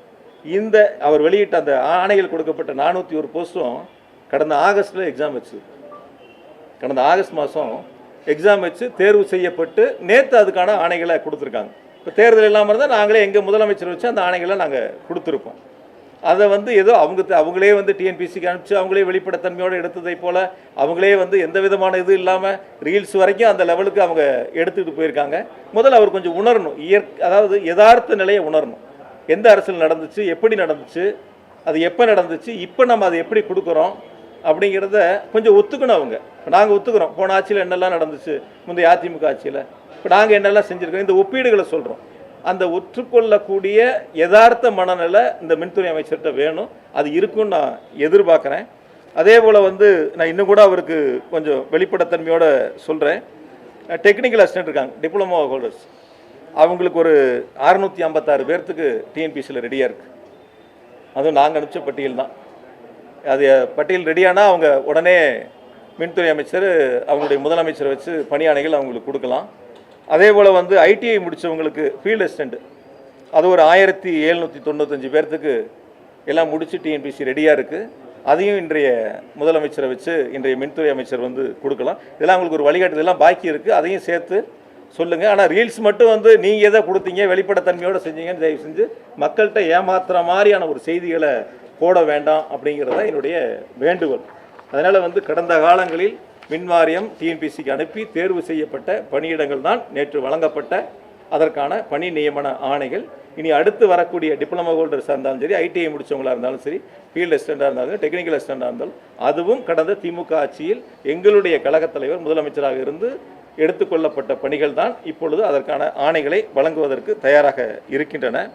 அதே போல் போன 5 வருஷத்தில் மின்வாரியத்தினுடைய உள்கட்டமைப்புகளை பற்றி சொன்னாங்க. போன 5 வருஷத்தில் என்னென்ன வேலைகள் நடந்துச்சு, 122 துணை மின் நிலையங்கள் முடித்து பயன்பாட்டுக்கு கொண்டு வரப்பட்டதுன்னு அந்த வெள்ளை அறிக்கையிலே இருக்குது. அந்த வெள்ளை அறிக்கையிலே 122 துணை மின் நிலையங்கள் கடந்த 5 ஆண்டுகளில் முடித்து பயன்பாட்டுக்கு கொண்டு வரப்பட்டிருக்குன்னு இணைக்கப்பட்டிருக்குன்னு சொன்னார். ஆனால் சொல்லும்போது என்ன சொன்னார், எந்த வேலையும் நடக்கலை, எந்த வேலையும் நடக்கல, நடுவில் எந்த வேலையும் நடக்கலைன்னு ஒரு வார்த்தைகள் இடையில இடைச்சர்களாக வந்துக்கிட்டு இருந்துச்சு. அதுக்கப்புறம் இன்னொன்று என்ன அதில் குறிப்பிட்டாங்க அப்படின்னு சொல்லி பார்த்தீங்கன்னா, மின்மாற்றிகள் இருக்குது, டிரான்ஸ்ஃபார்மர், அது வந்து 99,573 கடந்த 5 வருஷத்தில் போடப்பட்டதா அவரே அந்த வெள்ளை அறிக்கையில் சொல்லியிருக்காரு. அப்புறம் சொல்லிவிட்டு திரும்ப சொன்னார் எதுவும் நடக்கலை அப்படின்னு சொல்லி சொன்னார். அதுக்கப்புறம் பார்த்தீங்கன்னா அதில் இஹெச்டி லைன் இருக்குது, ஒரு 4003 கிலோமீட்டர் போன 5 வருஷம் போட்டிருக்கிறாங்க அப்படின்னு அந்த வெள்ளை அறிக்கையில் தெளிவாக சொல்லியிருக்காங்க. சொல்லிவிட்டு என்ன சொன்னார், எதுவும் நடக்கலை. அதுக்கப்புறம் வந்து ஹெச்டி லைன் இருக்குது, ஒரு 25,963 கிலோமீட்டர் போன 5 வருஷம் வந்து உள்கட்டமைப்பு பணிகள் அந்த மின் விநியோகத்துக்காக செய்யப்பட்டிருக்கு அப்படின்னு அந்த வெள்ளை அறிக்கையில் கொடுத்துருக்குறாங்க. கொடுத்து முடிச்சுட்டு கொஞ்சம் நேரம் கழித்து எதுவும் செய்யலை அப்படின்னு சொல்லி சொன்னார். அதே போல் வந்து எல்டி லைன் இருக்குது, ஒரு 23,179 கிலோமீட்டர் அளவுக்கு வந்து போன 5 வருஷம் போட்டிருக்கிறாங்க அப்படின்னு சொல்லி அந்த வெள்ளை அறிக்கையில் கொடுத்தாரு. கொடுத்து முடிச்சுட்டு எல்லாம் இடையில கேப்பில் வரும்போது திரும்ப ஒரு முறை என்ன சொன்னார், போன 5 வருஷம் எதுவும் நடக்கலை, வருமானம் கூடிச்சு ஆனால் செலவு எங்கே போச்சுன்னு தெரில, அந்த பணங்கள் நிதிகள் எங்கே போச்சுன்னு தெரில அப்படிங்கிற ஒரு கருத்தை முன் வச்சார். இது எல்லாம் அவங்க சொன்ன அவங்களுடைய வெள்ளை அறிக்கையிலிருந்து எடுத்துக்கொள்ளப்பட்ட சரத்துகள், அவர்கள் சொன்ன எண்ணிக்கையை தான் இப்போ நான் இந்த நேரத்தில் உங்கள் இடத்துல முன்வைக்க விரும்புகிறேன். அதே போல் 25 வருஷத்துக்கு மேலாக இருக்கக்கூடிய சப்ஸ்டேஷன் மின்மாட்டிகளை பற்றி சொன்னார். இதெல்லாம் 25 வருஷத்துக்கு மேலாயிருச்சு, இதெல்லாம் இப்போ மாற்றணும், கணக்கில் எடுத்துக்கணும். இதெல்லாம் வந்து அதாவது யாருக்குமே தெரியாதவங்களுக்கு வேணால் அது ஒரு புதுசாக தெரியும். ஏன்னா இவர் இப்போ தான் போய் 40 நாள் ஆச்சு, அதனால் அவருக்கு அது புதுசாக தெரியும். ஏற்கனவே மின் வாரியத்தில் பணியாற்றக்கூடியவங்களுக்கு இது தொடர்ந்து அங்கேயே இருக்கிறதுனால அவங்களுக்கு இதெல்லாம் ஒவ்வொரு அரசும் ஆண்டுதோறும் செய்யக்கூடிய தொடர் நடைமுறை பணிகள் ஒவ்வொரு வருஷமும் எடுப்பாங்க. இப்போ நம்ம அசம்பிளியில் அனௌன்ஸ் பண்ணுவோம், ஒவ்வொரு வருஷமும் வந்து இந்த வருஷம் எவ்வளோ துணை மின் நிலையங்கள் எடுத்துக்கிறோம், ஒவ்வொரு வருஷமும் அப்படி நம்ம துணை மின் நிலையங்களுடைய அறிவிப்புகளை வெளியிடுவோம். அந்த வகையில் போன 5 வருஷத்தில் 423 துணை மின் நிலையங்களுக்கான அறிவிப்புகள் வெளியிடப்பட்டன. 5 வருஷம் சேர்ந்து 423 துணை மின் நிலையங்களில் பணிகள் முடிக்கப்பட்டு பயன்பாட்டு கொண்டு வரப்பட்டது இருக்குது. பணிகள் நடந்துக்கிட்டு இருக்கிறது ஒரு பக்கம் இருக்குது. நிலம் எடுத்து அதற்கான திட்ட மதிப்பீடுகள் தயார் செய்யப்பட்டு டெண்டர் கோர வேண்டிய ஸ்டேஜில் இருக்கிறது இருக்குது. சில பணிகள் வந்து நிலம் இல்லாத இடங்களும் இருக்குது. இது எல்லாம் வந்து தொடர் நடைமுறைகள். அதனால் ஏதோ புதுசாக வந்து 25 வருஷத்துக்கு மேலே இருக்கிறது அப்படின்னு சொன்னார். நான் கூட ஒரு கருத்து சொல்ல முடியும். அதாவது என்னென்னா, எங்கெல்லாம் நாங்கள் வந்து இந்த லோ வோல்டேஜ் இருக்குது அந்த மாதிரி இருக்கிறதெல்லாம் நாங்கள் கணக்கெடுத்து ஏறத்தாழ 20,000க்கும் மேற்பட்ட டிரான்ஸ்ஃபார்மர் மாற்றணும். உங்களுக்கே தெரியும், அதை நான் சட்டசபையிலையும் சொன்னேன், சில நேரங்களில் பத்திரிகைகள்கிட்டையும் சொன்னேன். இதெல்லாம் வந்து மின்சார வாரியம் கணக்கெடுத்து செய்யக்கூடிய பணிகள். இப்போ சென்னையில் எடுத்துக்கிட்டிங்கன்னா பார்த்தீங்கன்னா வந்து ஆர்எம்யூ போட்டோம். நிறைய எங்களுடைய கழக இளைஞரணி சிலர் துணை முதலமைச்சராக இருந்து சேப்பாக்கம் திருவல்லிக்கணியில் கூட அவருடைய கைகளாலேயே வந்து அந்த ஆர்எம்யூ வந்து பயன்பாட்டுக்கு கொண்டு வந்தாங்க. அப்படி பார்த்தீங்கன்னா வந்து 5433 ஆர்எம்யூ வந்து சென்னை உட்பட அந்த சட்டமன்ற தொகுதிகளில் நிறுவப்பட்டிருக்கு. அதில் இன்றைய மின்துறை அமைச்சருடைய முதலமைச்சர் தொகுதி பெரம்பூர் தொகுதியிலேயே நீங்கள் பார்த்தீங்கன்னா 260 ஆர்எம்யூ போட்டு 260 ஆர்எம்யூ வந்து பெரம்பூர் தொகுதியிலேயே கடந்த 5 ஆண்டுகளில் நிறுவப்பட்டிருக்கின்றன. 5433 புதிய ஆர்எம்யூகள் நிறுவப்பட்டிருக்கின்றன. சென்னையில் அதே போல் வந்து யூஜி கேபிள் எங்கெங்கெல்லாம் முடிக்காமல் இருந்ததோ பல நேரங்களில் நான் சட்டசபையில் சொன்னேன், யூஜி கேபிள் முடிக்காத இடங்கள்லாம் அது முழுமையாக முடிக்கப்பட்டு பயன்பாட்டுக்கு கொண்டு வரப்பட்டிருக்கின்றன. அதையும் நான் எவ்வளோ என்னங்கிறதையும் சொன்னேன். அதே போல் ஒரு நிகழ்ச்சி ஒன்று மின்வாரியத்தினுடைய தலைமை அலுவலகத்தில் நடந்துச்சு. ஒரு 300 பேர்த்துக்கு வந்து பணி உயர்வு கொடுத்து, அவங்களுக்கு போஸ்ட் பணி உயர்வு கொடுத்து, ஏதோ புதுசாக இந்த அரசு வந்தோடனே வந்து இது வரைக்கும் மின்வாரியத்தில் பணி உயர்வே நடக்கலை, 20 வருஷமாக காத்திருந்த ஒருத்தர் வந்து என்ன பார்த்தாருன்னு இன்றைக்கி அந்த ஒயிட் பேப்பர் ரிலீஸ் பண்ணுறப்ப பத்திரிகையாளர் சந்திப்பில் சொன்னாங்க. எனக்கு தெரிஞ்ச வரைக்கும் ஒவ்வொரு வருஷமும் அந்த மின்கல பணியாளர்களை கேட்டாலே சொல்லுவாங்க, அங்கே இருக்கக்கூடிய தொழிற்சங்கங்களை கேட்டாலே சொல்லுவாங்க, ஒவ்வொரு வருஷமும் தேதி குறிப்பிடாமல் தேதி மாறாமல் அந்த குறிப்பிட்ட தேதிக்கு முன்பாகவே மின்சார வாரியம் கடந்த 5 ஆண்டுகளாக அவர்களுக்கான பணி உயர்வு வழங்கப்பட்டிருக்கின்றன. இவர் கடைசியாக நாங்கள் ஒரு 300 பேர்த்துக்கு கொடுத்தோம் அப்படின்னு சொல்லி ஒரு கருத்தை முன் வச்சார். நாங்கள் அனுப்பின பட்டியல் வந்து நீதிமன்றத்தில் அந்த கேஸ் இருந்துச்சு. டைரெக்டாக போஸ்டிங் வந்தவங்களுக்கும் உள்ள டிபார்ட்மெண்ட்லேருந்து படித்து அந்த போஸ்டிங் வந்தவங்களுக்கான வித்தியாசங்கள் கோர்ட்டில் இருந்துச்சு. அந்த கோர்ட்டு வந்து 11ஆம் தேதி 11/3/2026 ஒரு தீர்ப்பு சொல்கிறாங்க. அந்த தீர்ப்பின் அடிப்படையில் நாங்கள் 12ஆம் தேதி சம்பந்தப்பட்ட அலுவலகங்களுக்கு அந்தந்த மாவட்டங்களில் பட்டியலை சரிபார்த்து எங்களுக்கு தலைமைக்கு திருப்பி அனுப்புமாறு மின்சார வாரியம் கேட்டிருக்கு.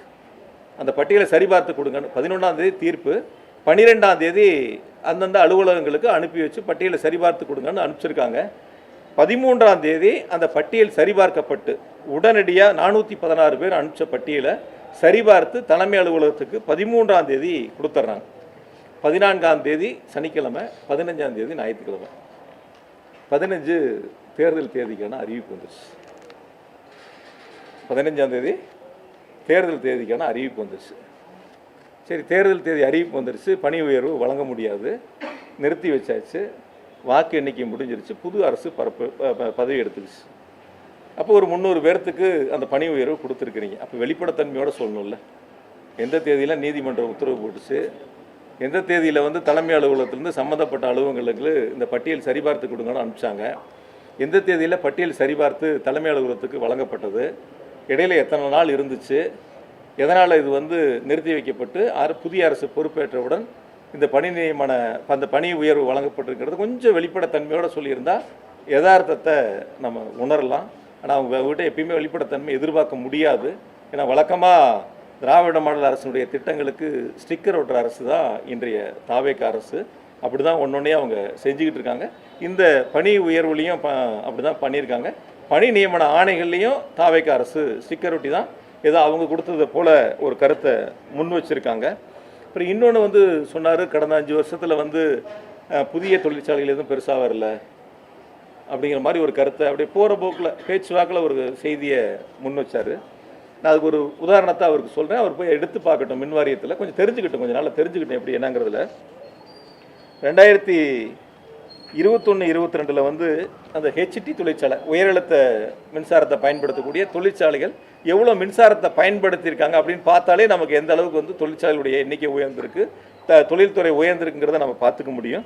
ஹெச்டி பொறுத்த வரைக்கும் 21-22 27,000 மெகாவாட்டாக இருந்துச்சு. 27,000 மில்லியன் யூனிட், 27,000 மில்லியன் யூனிட் ஒரு வருஷத்தில் பயன்படுத்தின மின்சாரம் 21-22.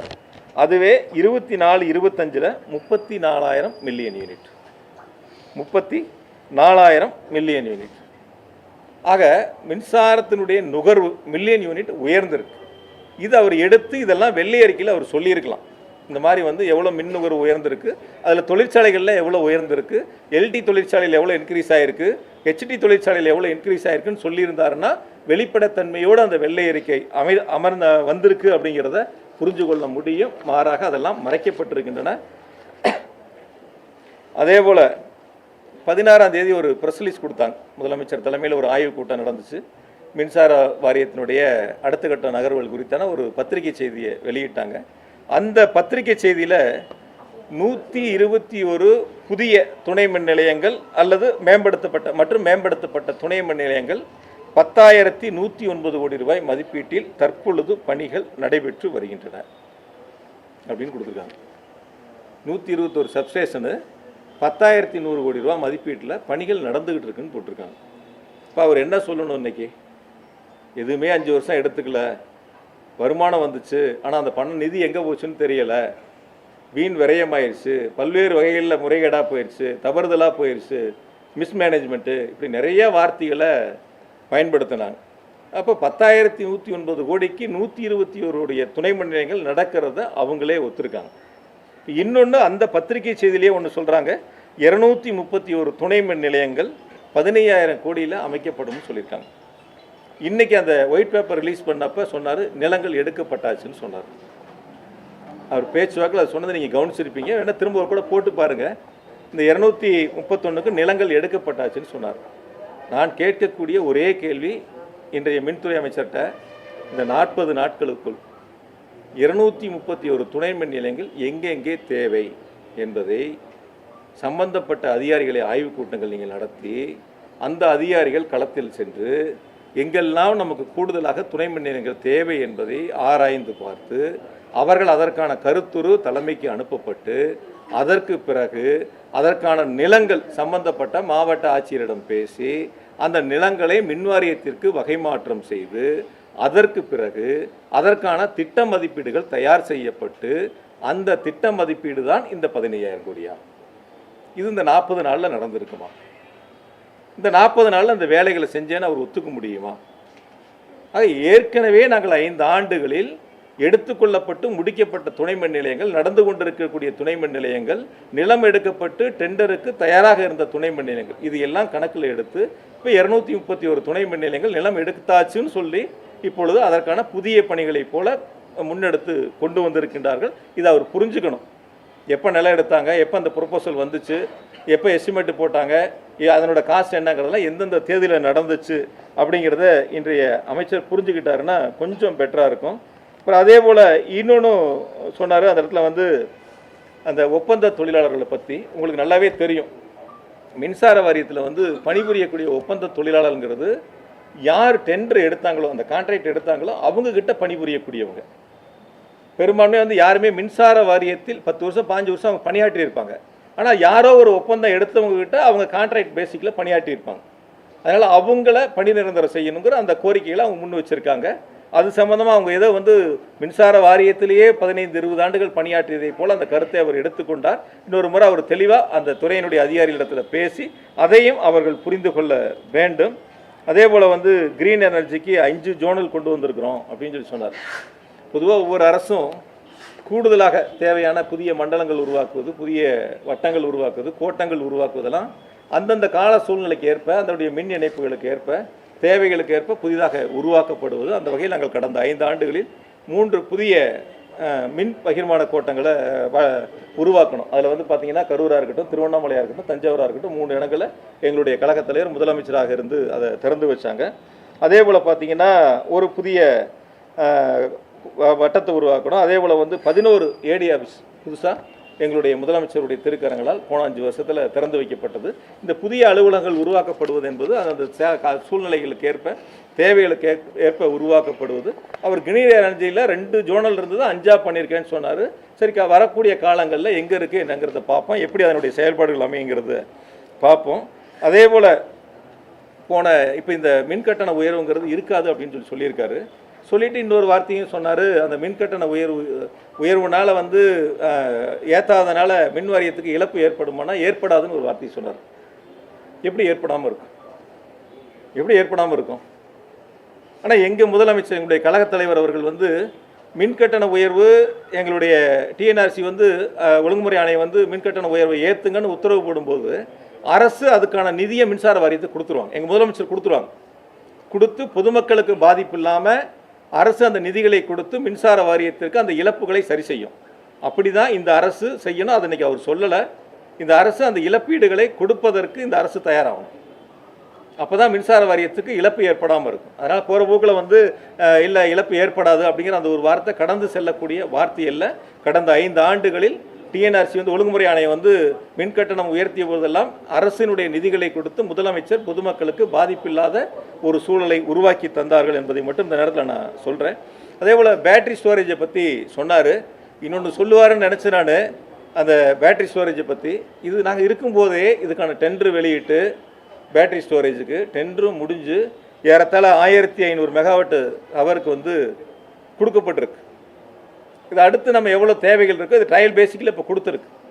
ஃபஸ்ட்டு பேசிக் கொடுத்தாச்சு, 1500 மெகாவாட்டு அவருக்கு கொடுத்தாச்சு. இப்போ அடுத்தது இவங்க கூடுதலாக கொடுக்கணும்னா கொடுக்கலாம். இது முன்னாடி இந்த திட்டங்களை எடுத்துருக்குறாங்க. நாங்கள் அடுத்து இதை தொடர்ந்து இதை நாங்கள் செய்ய போகிறோம் அப்படின்னு சொல்லியிருந்தா பரவாயில்ல. இதை புதுசாக அவங்க இப்போ கொண்டு வர்றதை போல் ஒரு தோற்றத்தை உருவாக்கி இன்றைய ஒயிட் பேப்பர் ரிலீஸ் அப்போ பத்திரிகையாளர்கிட்ட சொல்லியிருக்காங்க. அதே போல் பம்புடு ஸ்டோரேஜை பற்றி சொன்னாங்க. புதிய மின் திட்டங்கள் இல்லைன்னு சொல்லிட்டு 15 இடங்களில் 13,500 மெகாவாட் அளவுக்கு பம்புடு ஸ்டோரேஜில் நீர்மின் உற்பத்தி திட்டங்கள் கண்டறியப்பட்டு அதற்கான பணிகள் கடந்த 5 ஆண்டுகளில் முன்னெடுக்கப்பட்டிருக்கின்றன. அது வந்து அவர் அந்த இடத்துல சொல்லியிருக்கலாம். இந்த மாதிரி திட்டங்கள் 15 திட்டங்கள் வந்து 13,500 மெகாவாட் அளவு கண்டறியப்பட்டு அதற்கான பணிகள் முன்னெடுக்கப்பட்டிருக்குன்னு அது ஒயிட் பேப்பரில் சொல்லலாம். அது சொல்லலை. ஏதோ புதுசாக இனிமேல் வரும்போது அவங்களே கொண்டு வந்ததை போல் ஒரு கருத்தை முன்வைக்கிறதுக்கான அந்த முயற்சியாக தான் நான் பார்க்குறேன். அதே போல் வந்து அதிக செலவுன்னாரு. இப்போ நான் சொன்ன இதெல்லாம் எவ்வளோ சப்ஸ்டேஷனு, எவ்வளோ வந்து டிரான்ஸ்ஃபார்மர் போட்டிருக்கு, எவ்வளோ வந்து இஹெச்டி லைனு, எவ்வளோ ஹெச்டி லைனு, எவ்வளோ எல்டி லைனு, இப்படி தொடர்ச்சியாக வந்து செய்யக்கூடிய பணிகள் கூடுதலாக எவ்வளோ வந்து செலவாயிருக்கு இதெல்லாம் சொன்னோம். ஆனால் வந்து அதிக செலவுன்னு பல முறை சொன்னார். ஒரே ஒரு வேண்டுகோள், உங்கள் மூலியமாக மின்துறை அமைச்சர் வந்து செய்ய வேண்டியது வகை வாரியாக போடணும். எந்தெந்த வகைகள் ஆண்டு வாரியாக வருமானம் எவ்வளவு, எந்தெந்த வகையில் ஆண்டு வாரியாக செலவினங்கள் எவ்வளவு, இதை சொன்னாருன்னா வெளிப்படைத்தன்மையோடு இருக்காருன்னு அர்த்தம். ஆண்டு வாரியாக கட்டின வட்டியே சொல்லணும். 1,59,000 கோடிக்கு எவ்வளோ 5 வருஷம் வட்டி கட்டியிருக்காங்கன்னு சொன்னாருன்னா அவர் இந்த 34,000 கோடி இழப்பு ஏற்பட்டதில்லை. அது எப்படி வந்ததுன்னு அவங்களுக்கு தெரியும், மக்களுக்கும் தெரியும், எல்லாரும் நம்ம தெரிஞ்சுக்க முடியும். அதை சொல்லணும், சொல்லுவாங்க நான் எதிர்பார்க்குறேன். இல்லைன்னா சொல்ல வைப்போம், நாங்கள் சொல்ல வைப்போம். அதனால் அதில் எந்த இடங்கள்லையும் நாங்கள் வந்து எங்களுக்கு மடியில் கனம் இல்லை, வழியில் பயம் இல்லை. அதனால் வெளிப்படைத்தன்மையோடு தான் நாங்கள் முழு நிர்வாகத்தையும் 5 வருஷம் எங்கள் முதலமைச்சர் நடத்தியிருக்காங்க. அதில் எந்த விதமான மாற்று கருத்தும் இல்லை. அதனால் அவங்க வந்து இப்போ சொல்லலாம் வந்து இதை அரசியலுக்காக வந்து அரசியல் காழ்ப்புணர்ச்சிக்காக ஒவ்வொரு துறைகள் வாரியாக குற்றச்சாட்டு வேணால் சொல்லாமா தவிர அந்த குற்றச்சாட்டை அவங்க நிரூபிக்கணும். சொல்லக்கூடிய குற்றச்சாட்டை ஒரு பத்திரிகை செய்தியாக இல்லாமல் ஒரு ரீல்ஸாக இல்லாமல் சொல்லக்கூடிய குற்றச்சாட்டை நிரூபிக்கணும். நிரூபிக்கக்கூடிய குற்றச்சாட்டை தான் சொல்லணும். அதனால் அவங்க வந்து பொத்தாம் போக்கில் போகிற வழியில் அப்படியே பொதுவாக ஒரு குற்றச்சாட்டுக்களை சொல்வதை ஒருபோதும் ஏற்றுக்கொள்ள முடியாது. அப்படி ஒரு குற்றச்சாட்டுக்களை சொன்னால் நிச்சயமாக நாங்கள் அதை எதிர்கொள்வோம். இன்னொரு கருத்தை சொன்னார், இந்த துறை வந்து போன 5 வருஷம் வந்து தனியாருக்கு தார வார்த்திருப்பாங்கன்ட்டு. உங்களுக்கெல்லாம் தெரியும், மின்சார வாரிய பணியாளர்களுக்கும் தெரியும், அதிகாரிகளுக்கும் தெரியும். திமுக அரசு எங்களுடைய முத்தமிழறிஞர் டாக்டர் கலைஞர் அவர்கள் தொடங்கி எங்களுடைய கழகத் தலைவர் மாண்புமிகு தளபதி அவர்கள் தொடர்ந்து இந்த மின்வாரியம் அரசே ஏற்று நடத்த வேண்டும், அதற்கான இழப்புகளை அரசே இழப்பீடுகளை கொடுக்க வேண்டும் என்பதெல்லாம் எவ்வளோ உறுதியாக இருந்தாங்க, எவ்வளோ போராட்டங்களை நடத்தினாங்கிறது அவருக்கு தெரிஞ்சிருக்க வாய்ப்பில்லை. அதனால் கடந்த கால போராட்டங்களை இந்த மின்சார வாரியத்தை காப்பாற்ற வேண்டும் என்பதற்காக எவ்வளவு போராட்டங்கள் திமுக முன்னெடுத்திருக்குங்கிறத ஒரு தடவை அவர் திரும்பி பார்த்தாருன்னா இது போன்ற கருத்துக்களை அவர் முன்வைக்க மாட்டார். அதே போல் வந்து அந்த ரொம்ப நாளாக சொல்கிறார், என்ன சொல்கிறாருன்னா அந்த மின்மாற்றிகளில் ஊழல், மதுரையில் பார்த்தா சொல்லுவார், சென்னையில் பார்த்தா சொல்லுவார், ஏர்போர்ட்டில் பார்த்தா சொல்லுவார், மின்வாரியத்தில் பார்த்தா சொல்லுவார், இந்த மாதிரி ஊழல் நடந்திருக்கு, முறைகேடுகள் நடந்திருக்கு அப்படின்ட்டு. இந்த மின்மாற்றி கொள்முதலை பொறுத்த வரைக்கும் கிட்டத்தட்ட நான் ஏற்கனவே கோயம்புத்தூரில் அன்றைக்கி கூட பத்திரிகையாளர் சந்திப்பில் சொன்னேன், 1987 ஆரம்பித்து ஒவ்வொரு ஆண்டும் அதற்கான டெண்டர் நடைமுறைகள் வந்து ஒவ்வொரு ஆண்டும் பல்வேறு காலகட்டங்களில் வந்து அந்த கண்டிஷன்லாம் வந்து ரொம்ப ஸ்ட்ரென்தன் பண்ணி ஒவ்வொரு ஆட்சி இருக்கின்ற பொழுது அதற்கான டெண்டர் வெளியிடப்படும். இந்த டெண்டர் எதுவும் மறைமுக டெண்டர் அல்ல, இது ஆன்லைன் டெண்டர். ஆன்லைனில் தான் டெண்டரு. யார் வேணாலும் எந்த மொழியிலேருந்து வேணாலும் இந்தியாவில் எந்த பகுதியிலேருந்து வேணாலும் அந்த ஆன்லைனில் அந்த டெண்டர் அட்டன் பண்ணலாம். அவங்களுக்கான ப்ரைஸை கோட் பண்ணலாம், அவங்களுடைய டாக்குமெண்ட்டை அதில் ப்ரொடியூஸ் பண்ணலாம். இதுதான் இருக்கக்கூடிய யதார்த்த சூழல்.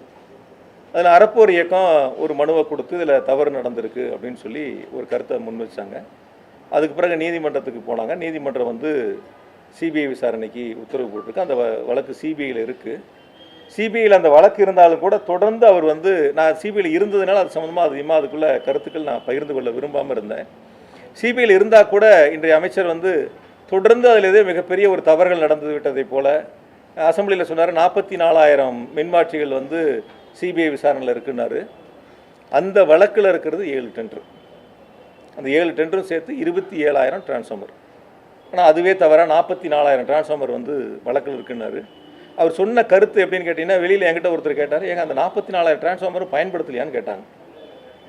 ஒரு பொதுமக்கள் பப்ளிக் என்னை பார்த்துட்டு எங்க அது பயன்படுத்தலையான்னு கேட்டாங்க. இல்லையேங்க பயன்படுத்திட்டாங்களேன்னு கேட்டேன். இல்லை அவர் சொன்னதை பார்த்தா எங்களுக்கு அப்படி தெரிஞ்சிச்சு, சிபிஐ வழக்கில் இருக்கிறதுனால அவங்க எடுத்துகிட்டு போய் அதெல்லாம் வந்து சீஸ் பண்ணி வச்சுருக்கிற மாதிரியும் அது வந்து சரியாக பயன்படுத்தலை அப்படிங்கிற மாதிரியும் சொன்னாங்களேன்னாரு. இல்லை உங்கள் மூலியமாக ஒரு கருத்தை சொல்லிடுறேன். சிபிஐ விசாரணைங்கிறது இந்த மின்மாற்றிகள் கொள்முதலில் தவறு நடந்தது நீங்கள் விசாரிங்கன்னு நீதிமன்றம் சொல்லலாம். நீதிமன்றம் சொல்லலாம். அந்த ஆர்டர் அவர் எடுத்து படிக்கலாம். அவரும் சட்டத்துறை அமைச்சர் தான். அந்த ஆர்டர் என்ன போட்டிருக்கு, நீதிமன்ற ஆர்டர், அதை எடுத்து முழுமையாக படிச்சுட்டு அதுக்கப்புறம் அது குறித்து அவர் பதில் சொல்லணும். இன்னொன்று, அறப்போர் இயக்கம் தாக்கல் பண்ணதில் அன்னைக்கு இருக்கக்கூடிய ஜெம் போர்ட்டலாக இருக்கட்டும் அல்லது வந்து ராஜஸ்தானோட ரேட்டாக இருக்கட்டும், வெளிச்சந்தையில் என்ன ரேட்டு, இது எல்லாம் போட்டு நம்மளுடைய டெண்டர் கண்டிஷன் ஒன்று இருக்கும். நம்ம போவோம். இப்போ நீங்கள் ஸ்பேர் பார்ட்ஸ் கிடைக்கும், உங்கள் டூ வீலருக்கு ஸ்பார்ட்ஸ் வாங்க போவீங்க. போனோடனே கேட்பார், சார் ஒரிஜினலாக டூப்ளிகேட்டாக. ஸ்பேர் பார்ட்ஸ் என்ன கேட்பார், ஒரிஜினலாக டூப்ளிகேட்டாக பாருங்கள். ஒரிஜினல் ஒரு ரேட் இருக்கும், டூப்ளிகேட் ஒரு ரேட் இருக்கும். நம்ம எதை விரும்புகிறோமோ அதை வாங்கிக்கலாம். ரெண்டையும் எடுத்து டேபிளில் வைப்பாங்க. நம்ம விரும்புகிறோம், சார் நம்ம ஒரிஜினல் கொடுங்கன்னு கேட்டு வாங்குவோம். ஆக நம்ம போட்ட அந்த மின்மாற்றி கொள்முதலில் நம்ம போட்டிருக்கிற கண்டிஷன் என்ன, ராஜஸ்தான் போட்ட கண்டிஷன் என்ன, இந்திய நேஷனல் அளவில் இருக்கக்கூடிய டிரான்ஸ்ஃபார்மரோட ஃபெயிலியர் ஆவரேஜ் என்ன, நம்ம ஸ்டேட்டோட ஃபெயிலியர் ஆவரேஜ் என்ன, இது எல்லாம் அவர் வெளியில் சொல்லணும். இது எல்லாம் வெளியில் அவர் சொல்லணும். பொதுவாக அவர் சொல்லியிருக்கக்கூடிய அந்த 7 டெண்டரில் குறிப்பாக குறிப்பிட்டு சொல்லக்கூடிய ஒரு டெண்டர் M11 ஒரு டெண்டரை வந்து அவர் குறிப்பிட்டு சொல்கிறாரு. நிறையா 7 லட்சத்துக்குனாரு, அப்புறம் 8 லட்சம்னாரு, அப்புறம் 11 லட்சம்னாரு, 12 லட்சம்னாரு. இப்படி வசதிக்கு தகுந்த மாதிரி சில நேரங்களில் மாற்றி சொல்கிறாரு. அன்னைக்கு இருக்கக்கூடிய விலைகள் பொதுவாக இந்த டிரான்ஸ்ஃபார்மரை பொறுத்த வரைக்கும் காப்பர் தான் மிக முக்கியம். காப்பர் வந்து உலக சந்தையில் என்ன விலைக்கு இருக்குது அதை ஒட்டி தான் அந்த டெண்டருக்கான ரேட்டை கோட் பண்ணுவாங்க. 2021ஆம் ஆண்டு தான் உலக சந்தையில் காப்பர் உச்சபட்ச ரேட்டில் இருந்துச்சு. அன்றைக்கி அந்த டெண்டர் கோட் பண்ணப்போ அந்த ரேட்டை அவங்க கோட் பண்ணியிருந்தாங்க. கோட் பண்ணதுக்கப்புறம் வந்து ஜெம் போர்ட்டலாக இருக்கட்டும் இல்லை ராஜஸ்தானாக இருக்கட்டும் எல்லா ரேட்டையும் எடுத்து கோட் பண்ணி அந்த டெண்டரு எங்களுடைய மின்சார வாரியத்தில் அதுக்கான கமிட்டி ஆய்வு செய்து அதுக்கு பிறகு பிஎல்டிசியில் கொடுத்து அவங்க அதை ஆய்வு செஞ்சு அப்புறம் போர்டுக்கு போகுது. போர்டுக்கு போனதுக்கப்புறம் போர்டில் வந்து யார் யார் இருக்கா, ஃபைனான்ஸ் செக்ரட்டரி இருக்காங்க, எனர்ஜி செக்ரட்டரி இருக்காங்க, இண்டஸ்ட்ரி செக்ரட்டரி இருக்காங்க, செக்ரட்டரி எக்ஸ்பெண்டிச்சர் இருக்காங்க, ஐஏஎஸ் ஆஃபீஸர். ஆக மூத்த ஐஏஎஸ் ஆஃபீஸர் அடங்கியது தான் மின்சார வாரியத்தினுடைய போர்டு. அந்த போர்டில் முன்னாடி என்ன விலைக்கு வாங்கணும், ஜெம் போர்ட்டில் என்ன ரேட் இருக்குது, மற்ற ஸ்டேட்டில் என்ன ரேட்டுக்கு வாங்கியிருக்காங்க, ராஜஸ்தானில் என்ன ஸ்டேட்டுக்கு வாங்கியிருக்காங்க, அங்கே என்னென்ன கண்டிஷன்லாம் போட்டிருக்கிறாங்க, நம்ம என்ன கண்டிஷன் போட்டிருக்கிறோம், இதனோட லைஃப் என்ன, அதனோட லைஃப் என்ன, இதெல்லாம் ஒப்பிட்டு பார்த்து தான் அந்த குழு அதுக்கான ஒப்புதலை கொடுப்பாங்க. ஒரு கால் அந்த ரேட் அவங்க ஒத்துக்கலைன்னா திருப்பி அனுப்புவாங்க. யாரெல்லாம் டெண்டர் போட்டாங்களோ அவங்கள நீங்கள் திரும்ப அவங்கள அழைச்சி பேசுங்கன்னு சொல்லுவாங்க. இதுதான் இருக்கக்கூடிய நடைமுறை. அவங்க இன்னொன்று என்ன சொல்கிறாங்க, எல்லாரும் எப்படி ஒரே ப்ரைஸை கோட் பண்ணான்னு சொல்லிட்டு எல்லாரும் ஒரே ப்ரைஸை L1 போட்டாலோ L2 போட்டாலோ எல்லாத்தையும் அழைச்சி ரேட்டை குறைக்க சொல்லி பேசுவாங்க. குறைக்கலைன்னா கேன்சல் பண்ணி ரீடெண்டருக்கு போவாங்க. இது கடந்த காலங்களில் தொடர்ந்து இருக்கக்கூடிய நடைமுறை. அந்த டெண்டரை பொறுத்த வரைக்கும் நான் வந்து M11 பொறுத்த வரைக்கும் அவங்களுக்கு நான் சொல்கிறது என்னென்னா, டெண்டர் போடும்போது வந்து 26 பேர் போட்டிருக்காங்க. 26 பேர் அந்த டெண்டரை கோட் பண்ணி போட்டிருக்கிறாங்க. அதுக்கு பிறகு அவங்கள்ட்ட தொடர்ந்து அழைச்சி பேசி பேசி பேசி ரேட்டை குறைக்க சொல்லி ரேட்டை குறைக்கிறாங்க. அதாவது 13,72,930 ரூபாய்க்கு அந்த டிரான்ஸ்ஃபார்மர் வந்து ரேட்டை கோட் பண்ணியிருக்காங்க. 26 பேர் அழைச்சி பேசி கடைசியாக 16 பேர் தான் வந்து 12,49,800 ரூபாய்க்கு ஒத்துக்கிறாங்க. ஒத்துக்கிட்டு 16 பேர் மட்டும்தான் ஒர்க் ஆர்டராக வாங்குறாங்க, பர்ச்சேஸ் ஆர்டராக வாங்குறாங்க பிஓவை. ஆக 26 பேர் போட்டு 16 பேர் தான் ஒத்துக்கிறாங்கன்னா அவங்க சொல்கிற மாதிரி 3 லட்ச ரூபா அந்த டிரான்ஸ்ஃபார்மரில் லாபம் இருந்திருந்தா, விலை கூடுதலாக இருந்திருந்தா ஏன் இந்த 10 பேர் இந்த டெண்டரை விட்டு வெளியே போகணும்? அவங்களுக்கான அந்த வருமானம் இருக்குல்ல, 3 லட்சம் கூட இருக்குல்ல, ஏன் அவங்க வேண்டாமல் போயிருக்கணும்? அல்லது இதில் தவறு நடந்திருந்தா இந்த டெண்டர் போட்டவங்க ஏன் நீதிமன்றத்துக்கு போகாமல் இருந்தாங்க? ஒன்று அவங்க நீதிமன்றத்துக்கு போயிருப்பாங்கல்ல, அந்த ரேட்டு கட்டுப்படி ஆயிருந்தால் எங்களுக்கு அந்த ஆர்டர் கொடுக்கல, அதனால் அவங்களை நீதிமன்றத்தை நாடன்னு போயிருப்பாங்க. யாரும் நீதிமன்றத்துக்கும் போகலை, யாரும் அவங்களுக்கு ரேட்டும் கட்டுப்படி ஆகலைன்னு சொல்லி எங்களுக்கு வேண்டாங்கிறத கொடுத்துட்டு போயிட்டாங்க. ஆக இந்த 7 டெண்டருமே ஒவ்வொரு காலகட்டங்களில் கண்டிஷன் நம்ம என்ன போட்டிருக்கிறோம், அவங்க என்ன கண்டிஷன் போட்டிருக்காங்கிறத ஒரு நிமிஷம் நம்ம அதை பார்த்தோம்னா அதை மின்துறை அமைச்சர் எப்பயாவது அதை கொஞ்சம் வெளிப்படைத்தன்மையோட கொஞ்சம் பத்திரிகைகள்கிட்ட பகிர்ந்துக்கிட்டாருன்னா கொஞ்சம் பெட்டராக இருக்கும். ஏன்னா அது உங்களுக்கும் தெரியணும், நாட்டு மக்களுக்கும் தெரியணும், அதில் என்ன நடந்திருக்கு, எப்படி நடந்திருக்கு, என்ன அப்படிங்கிறதுல அந்த நம்ம 11 லட்சத்தி நம்ம கொடுத்த அந்த ரேட்டை பொறுத்த வரைக்கும் வந்து நம்ம கொடுத்துருக்கக்கூடிய அந்த ரேட்டு 11,68,000ங்கிறது அன்னைக்கு இருக்கக்கூடிய ஜெம் போர்ட்டலாக இருக்கட்டும், ராஜஸ்தானாக இருக்கட்டும், அதை ஒட்டி தான் வந்திருக்கு.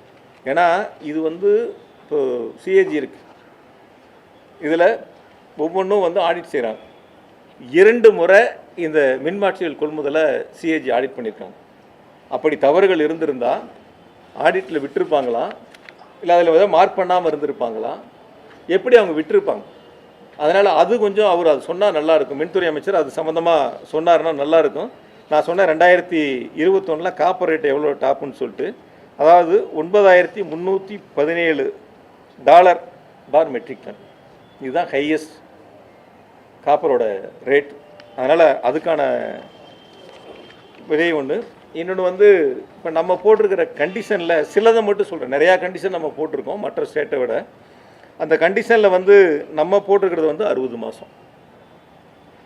நம்மளுடைய மின்மாற்றி வந்து 60 மாதம் அவங்க பொறுப்பெடுத்துக்கணும், அந்த கேரண்டி பீரியட். ஆனால் அதே வந்து ராஜஸ்தான் போட்டிருக்கிறது வந்து 36 மாதம். 36 மாதம் தான் ராஜஸ்தானுடைய கண்டிஷன். அதே மாதிரி வந்து பெர்ஃபார்மன்ஸ் கேரண்டின்னு இருக்குது. 5% நம்ம வந்து சப்ளையோட அவங்களோட பேமெண்ட்டில் பிடிச்சி வச்சுக்குவோம். இந்த 60 மாதமும் எந்த ஃபால்ட்டும் இல்லாமல் இருந்தால் தான் இந்த 5% அவங்களுக்கு நம்ம ரிலீஸ் பண்ணுவோம். ஆனால் ராஜஸ்தானில் வந்து என்னென்னு பார்த்தீங்கன்னா 0.5%, 0.5லேருந்து 1% வரைக்கும் தான் அந்த கேரண்டி வந்து செக்யூரிட்டி டெபாசிட்டை பிடிச்சி வைக்கிறாங்க. நம்ம 5% பிடிச்சிடறோம். 5 வருஷம் கழித்து ரிமார்க்ஸ் இல்லாமல் இருந்தால் அவங்களுக்கு அந்த பேமெண்ட்டை நம்ம ரிலீஸ் பண்ணுறோம். டிசைன் லைஃப்னு ஒன்று இருக்குது. நம்மளோட லைஃப் 25 வருஷம், ராஜஸ்தானோட லைஃப் 10 வருஷம், நம்மளோட லைஃப் 25 வருஷம். இன்றைக்கி கூட நான் கடைசியாக சொல்கிறேன், மின்துறை அமைச்சர் இன்றைக்கி சொன்னார் 25 வருஷம் கடந்த மின்மாற்றிகள்லாம் இன்னும் செயல்பாட்டில் இருக்குன்னார். இப்போ டிசைன் லைஃப் 25 வருஷங்கிறத எதனால் நம்ம அதை கொண்டு வந்து ஸ்ட்ராங்காக பர்ச்சேஸ் பண்ணுறோங்கிறத அவரை புரிஞ்சுக்கணும், அதையும் கொஞ்சம் தெரிஞ்சுக்கணும். ஆயில் டெம்பரேச்சரை பார்த்திங்கன்னா நமக்கு 35 டிகிரி, ராஜஸ்தான் 40 டிகிரி. இது நமக்குள்ளே இருக்கக்கூடிய நமக்கும் அவங்களுக்குமான வேறுபாடு. அதே போல் வந்து ஆயில் இருக்குது, ஆயில் குவான்டிட்டி வந்து நமக்கு 670 லிட்ரு, ராஜஸ்தான் 426 லிட்ரு. அதே போல் வந்து வெயிட்டை பார்த்திங்கன்னா நமக்கு 2550 கிலோகிராம், ராஜஸ்தான் வந்து 1930 கிலோகிராம். மிக முக்கியமானது அந்த டிரான்ஸ்ஃபார்மரோட ஃபெயிலியரை பற்றி சொன்னேன். நம்மளுடைய தமிழ்நாட்டினுடைய மின்சார வாரியத்தினுடைய மின்மாற்றிகளுடைய அந்த ஃபெயிலியர் பர்சன்டேஜுங்கிறது 2.2, 2.2% மட்டும்தான் நம்மளுடைய அந்த ஃபெயிலியர் ஆவரேஜ். இதே வந்து ராஜஸ்தானுடைய ஃபெயிலியர் ஆவரேஜ் எவ்வளோ தெரியுங்களா? 18.2%, 18.2%. நேஷ்னல் ஆவரேஜுங்கிறது 5.5%. இந்த மின்மாற்றிகளுடைய பழுதுங்கிறது நேஷ்னல் ஆவரேஜ் 5.5%, நம்மளுடையது 2.2%. அதனால் இந்த மின்மாற்றிகளுக்கும் அந்த மின்மாற்றிகளுக்கும் அவர்கள் கோட் பண்ணியிருக்கிற ரேட்டுக்கும் இதுக்குள்ள இடைவெளிக்குள்ள வித்தியாசங்களில் என்னென்ன கண்டிஷன் கூடுதலாக இருக்குது, எதனால் அதனுடைய பயன் நான் என்னன்னு சொல்கிறேன். அதனுடைய பயன் இப்போ 60 வருஷம் நம்ம 60 மாதம் கேரண்டி கொடுக்குறோன்னா இப்போ 60 மாதம் அவங்களுடைய பொறுப்பு. அது ஃபெயிலியர் ஆச்சுன்னா அவங்க பொறுப்பு எடுத்துக்கணும். 5% நம்ம பணத்தை பிடிச்சி வச்சுருக்கோம், நிதியை பிடிச்சி வச்சுருக்காங்க மின்சார வாரியம். இப்போ 25 வருஷம் அவரே சொல்கிறாரு மின்மாற்றிகள் 25 வருஷம் கடந்து இருக்குது, அதெல்லாம் நாங்கள் மாற்றணும் அப்படிங்கிறார். பொதுவாக என்னென்னா ஒரு ஃபெயிலியர் ஆகக்கூடிய இந்த மாதிரி 16% ஃபெயிலியர் இருந்துச்சுன்னா எல்லா இடங்கள்லையும் பவர் கட் வரும். எங்கெல்லாம் வந்து டிரான்ஸ்ஃபார்மர் ஃபெயிலியர் ஆகுதோ அப்போ பவர் கட்டு வரும். நம்ம அதுக்கான பணிகளை செய்யும்போது கூடுதல் பணியாளர்கள் தேவை, அதுக்கான மின்மாற்றிகள் கூடுதலாக தேவை, செய்யக்கூடிய பணிகள் இருக்கும், பவர் கட்டு நிறையா இருக்கும். இப்போ இந்த பவர் கட்டை குறைஞ்சதுக்கு நம்ம எடுத்திருக்கக்கூடிய உள்கட்டமைப்பு வசதி அது தரமாக இருக்கணும். நான் உங்கள் மூலிமா மின்துறை அமைச்சர்கிட்ட கேட்டுக்கிறேன். அவங்களும் இப்போ டெண்டர்லாம் போடுவாங்கள்ல இந்த 5 வருஷத்தில், அவங்களும் இந்த டெண்டர்லாம் போடுவாங்க. அப்போ இந்த டெண்டர் கண்டிஷனை மாற்றாமல், டெண்டர் கண்டிஷனை விலையை குறைச்சிட்டேங்கிறதுக்காக இந்த டெண்டரில் இருக்கக்கூடிய கண்டிஷன்லாம் மாற்றி, இப்போ நான் சொன்னேன்ல ஒரிஜினலாக டூப்ளிகேட்டான ஸ்பேர் பார்ட்ஸ் கடையில் கேட்குற மாதிரி கண்டிஷன்லாம் மாற்றாமல் இதே கண்டிஷனை வச்சு அவர் புது டெண்டரு போட்டு என்ன ரேட்டுக்கு வாங்குறாருன்னு பார்ப்போம். அவர் என்ன ரேட்டுக்கு பர்ச்சேஸ் பண்ணுறாரு, பிஓ ஆர்டர் கொடுக்குறாருன்னு பார்ப்போம். ஆனால் டெண்டர் கண்டிஷன் மாற்றாமல் இருக்கும். அதை மாற்றாமல் இப்போ இருக்கக்கூடிய என்ன கண்டிஷன் இருந்துச்சு, என்ன பயன்பாட்டுக்கு நம்ம கொண்டு வந்திருக்கிறோம், என்ன ஆவரேஜ் ஃபெயிலியர் இருக்குது, இதையெல்லாம் பார்த்து இதில் எந்தவித சேஞ்சஸும் இல்லாமல் இதே ரேட்டுக்கு அவர் பர்ச்சேஸ் பண்ணுறாரா இல்லை ரேட்டு கூட வருதான்னு பார்ப்போம். பொறுத்திருந்து பார்ப்போம். நானும் உங்களோட சேர்ந்து அதை பார்க்குறேன். அப்போ குற்றச்சாட்டு நடந்துச்சா நடக்கலையா?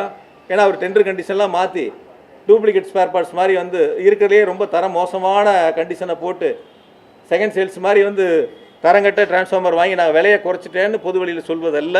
அதனால் பவர் கட்டு தான் வரும், டிரான்ஸ்ஃபார்மர் ஃபெயிலியர் தான் வரும். அதனால் வரக்கூடிய காலங்களில் இந்த கண்டிஷன்லாம் மாற்றாமல் இந்த மாதிரி தரமான இடையில எந்த ஃபெயிலியரும் இல்லாமல் தமிழ்நாடு மின்சார வாரியம் கொள்முதல் செய்வதற்கான டெண்டரில் என்ன ரேட்டு வருது அப்படிங்கிறத நம்ம பொறுத்திருந்து பார்ப்போம். அதனால் இந்த மின்மாற்றிகளை பொறுத்தவரை நான் உங்களிடத்தில் மிக தெளிவாக சொல்வது, இந்த ஒரு டெண்டர் மட்டும் நான் உங்களுக்கு உதாரணத்துக்கு சொன்னேன். இது மாதிரி தான் மீதி இருக்கக்கூடிய 6 டெண்டரும். சில டெண்டர்லாம் வந்து ராஜஸ்தான் 12லேருந்து 14 மாதம் அல்லது 30 மாதங்கள் இருக்குது. நம்ம எல்லா டிரான்ஸ்ஃபார்மருடைய கேரண்டி பீரியடும் 60 மாதம். ஒன்று கூட நம்ம 60க்கு கீழே கிடையாது. அதனால் எல்லாத்துலேயும் நம்ம 60 மாதம், அதே போல் 5% செக்யூரிட்டி டெபாசிட்டு, இது எல்லாமே அந்த டெண்டர் கண்டிஷனுங்கிறது ரொம்ப தெளிவாக வெளிப்படைத்தன்மையோடு இருக்குது. யாரெல்லாம் அதில் வந்து டெண்டர் அட்டன் பண்ணாங்க, ஒவ்வொரு டெண்டர்லையும் எத்தனை பேர் அட்டன் பண்ணாங்க, எத்தனை பேர் ஃபைனல் ஒர்க் ஆர்டருக்கு வந்தாங்க பிஓ வாங்குறதுக்கு, எத்தனை பேர் வராமல் வெளியில் போனாங்கன்னு ஒவ்வொரு டெண்டருக்கும் தனித்தனியாக நாங்கள் நீதிமன்றத்துலையும் கொடுத்துருக்குறோம். வரக்கூடிய சிபிஐ விசாரணையாக இருந்தால் அதுலேயும் கொடுப்போம். கண்டிப்பாக வந்து எங்களுடைய கருத்துக்களை நடந்தது என்னங்கிறது, எப்படி ஆடிட்லாம் வந்து எந்த ஆட்சேபனையும் இல்லாமல் மிக தெளிவாக வெளிப்படைத்தன்மையோடு அந்த கொள்முதல் இருந்துச்சோ அதுபோல் நிச்சயமாக நான் அதுக்கான கருத்துக்களை முன்வைப்போம். அதே போல் இன்றைக்கி வந்து ஏதோ அந்த செமிகண்டக்டர் சம்மந்தமாக ஒரு கருத்தை ஒன்று கண்டக்டரில் இதில் வந்து புதுசாக சொல்லியிருக்காரு. இன்றைக்கி இது வரைக்கும் சொல்லலை, இப்போ இன்றைக்கி சொல்லியிருக்காரு. அதில் ஒரு 9 டெண்டர் இருக்குது கண்டுபிடிச்சிருக்கோம் அப்படின்னு சொல்லிட்டு. அது என்ன கருத்தை சொல்கிறாங்கன்னு நான் பார்ப்போம். அதில் வந்து L1 ப்ரைஸ் எல்லோரும் ஒரே ப்ரைஸை போட்டிருக்காங்கன்னு சொல்கிறாரா, இல்லை வந்து அதில் தவறுகள் நடந்திருக்குன்னு சொல்ல போகிறாரா, என்ன நடந்திருக்குன்னு சொல்ல போகிறாங்கன்னு பார்த்துட்டு நான் உங்களுக்கு பதில் சொல்கிறேன். ஏன்னால் தமிழ்நாடு மின்சாரத்தை வாரியத்தை பொறுத்த வரைக்கும் எதுவும் மறைமுக டெண்டரே கிடையாது. முழுசும் ஆன்லைன் டெண்டரு, போர்ட்டலில் தான் டெண்டர் போடுறாங்க. யார் வேணாலும் போடலாம், இந்தியாவில் யார் வேணாலும் போடலாம் வெளியில் இருந்தும். அந்த டெண்டரோட டாக்குமெண்ட்டை இவங்க பார்ப்பாங்க. பார்த்ததுக்கப்புறம் சரியாக இருக்கிறத அக்செப்ட் பண்ணுவாங்க. அந்த ரேட்டு ஒத்துக்கிட்டால் அந்த ஸ்க்ரூட்னி கமிட்டி வந்து பிஎல்டிசிக்கு அனுப்புவாங்க. அதை பிஎல்டிசி ஒத்துக்கிட்டால் போர்டுக்கு போகும். போர்டு ஒத்துக்கிட்டால் ஒர்க் ஆர்டருக்கான ஆர்டர் வரும். இவங்க ஒத்துக்கலைன்னா திரும்பி வரும். இன்னொரு கருத்து இடையில இங்கே ஒரு நாள் பத்திரிகையாளர் சந்திப்பில் வேண்டிய அதிகாரிகளை போட்டிருக்கான்னு சொன்னாங்க. வேண்டிய அதிகாரி ஃபைனான்ஸ் செக்ரட்டரி எனக்கு வேண்டிய அதிகாரியா, இண்டஸ்ட்ரி செக்ரட்டரி எனக்கு வேண்டிய அதிகாரியா, இல்லை மின்துறைக்கு வேண்டிய அதிகாரியா, இல்லை ஃபைனான்சியல் எக்ஸ்பெண்டிச்சர் செக்ரட்டரி இருக்கார் அவங்க வேண்டிய அதிகாரிகளா? எப்படி சார் ஒரு 6-7 ஐஏஎஸ் மூத்த அதிகாரி இருக்க இடங்களில் ஒருத்தர் இல்லைனாலும் ஒருத்தர் அவங்களுடைய கருத்துக்களை கேட்பாங்களே, இந்த விலை கூடுதலாக இருக்குது, இல்லை இந்த விலை கம்மியாக இருக்குது, இதில் தவறுகள் இருக்குதுன்னு சொல்லுவாங்கல்ல. ஒவ்வொரு வரியாக படித்து பார்த்து அதுக்கான அப்ரூவலை கொடுக்குறாங்க. இன்னும் கூட நான் என்ன சொல்கிறேன், இந்த 7 டெண்டரையும் கேன்சல் பண்ணி தமிழ்நாடு மின்சார வாரியம் ப்ரெஸ் டெண்டருக்கு போனாங்க. அப்போ சரி ரேட்டு கம்மியாக இருக்குமா கோட் பண்ணி பார்க்கலாமே, ப்ரெஸ் டெண்டர் போட்டப்போ இதை விட 1 லட்சம் கூட வந்துருச்சு. அதனால் அந்த டெண்டர் அப்படியே நிறுத்தி கேன்சல் பண்ணிவிட்டு திரும்ப இந்த பழைய டெண்டருக்கு பிஓ கொடுத்து பர்ச்சேஸ் பண்ணாங்க. பழைய டெண்டர் தான் ரேட்டு குறைவு, புது டெண்டரில் வந்து 1 லட்சம் கூட வந்துருச்சுங்கிறதுனால நிறுத்தி வச்சு புதுசாக கால்ஃபர் பண்ணாங்க. அதனால் தமிழ்நாடு மின்சார வாரியத்தை பொறுத்த வரைக்கும் கொள்முதலாக இருக்கட்டும், அதே போல் புதிய அந்த பணி நியமனங்களாக இருக்கட்டும், பணி உயர்வாக இருக்கட்டும், இது எல்லாம் வெளிப்படைத்தன்மையோடு தான் நடந்திருக்கு. அவர் சொன்னார் இந்த மாதிரி வந்து வெளிப்படைத்தன்மையோடு நாங்கள் வந்து பணியிட மாற்றம் செய்கிறோன்னார். நீங்கள் எல்லாம் வந்திருப்பீங்க, நான் இருக்கும்போது மினிஸ்டராக இருக்கும்போதெல்லாம் ஆய்வு கூடத்தே சொல்லுவேன், உங்களுக்கு ஏதேனும் காலியாக இருக்கிற இடங்களில் பணியிடங்கள் வேணால் நீங்கள் நேராக பார்த்து சொல்லுங்கள், சிஎம்டிகிட்ட சொல்லுங்கள், உங்களுடைய ஹையர் ஆஃபீஸர்கிட்ட சொல்லுங்கள், யார்கிட்டையும் போய் நீங்கள் பார்க்க வேண்டியதில்லை, உடனடியாக மாற்றி கொடுப்பாங்கன்னு சொல்லியிருக்கிறோம். அதனால் கடந்த 5 ஆண்டுகளில் பணியிட மாற்றமாக இருந்தாலும் பணி உயர்வாக இருந்தாலும் புதிய பணியிடங்களாக இருந்தாலும் வெளிப்படைத்தன்மையோடு திராவிட மாடல் அரசு நடந்தது. அது அவங்களுக்கு இருக்கக்கூடிய பணியாளர்களுக்கும் தெரியும், பயனடைஞ்சவங்களுக்கும் தெரியும். இந்த அரசு, தாவேகா அரசு, மின்துறை அமைச்சர் கடந்த திமுக அரசின் மீது துறை ரீதியான குற்றச்சாட்டுக்களை முன்வைப்பதற்கு அவரிடத்தில் எந்தவித முகாந்திரமும் இல்லை. அவர் வெளியிட்ட அந்த வெள்ளை பேப்பரில் அவர் சொல்லியிருக்கிறது முழுக்க முழுக்க கடந்த 5 ஆண்டுகளும் திராவிட மாடல் அரசினுடைய சாதனைகளை பட்டியலிட்டு சொல்லியிருக்கின்றார்.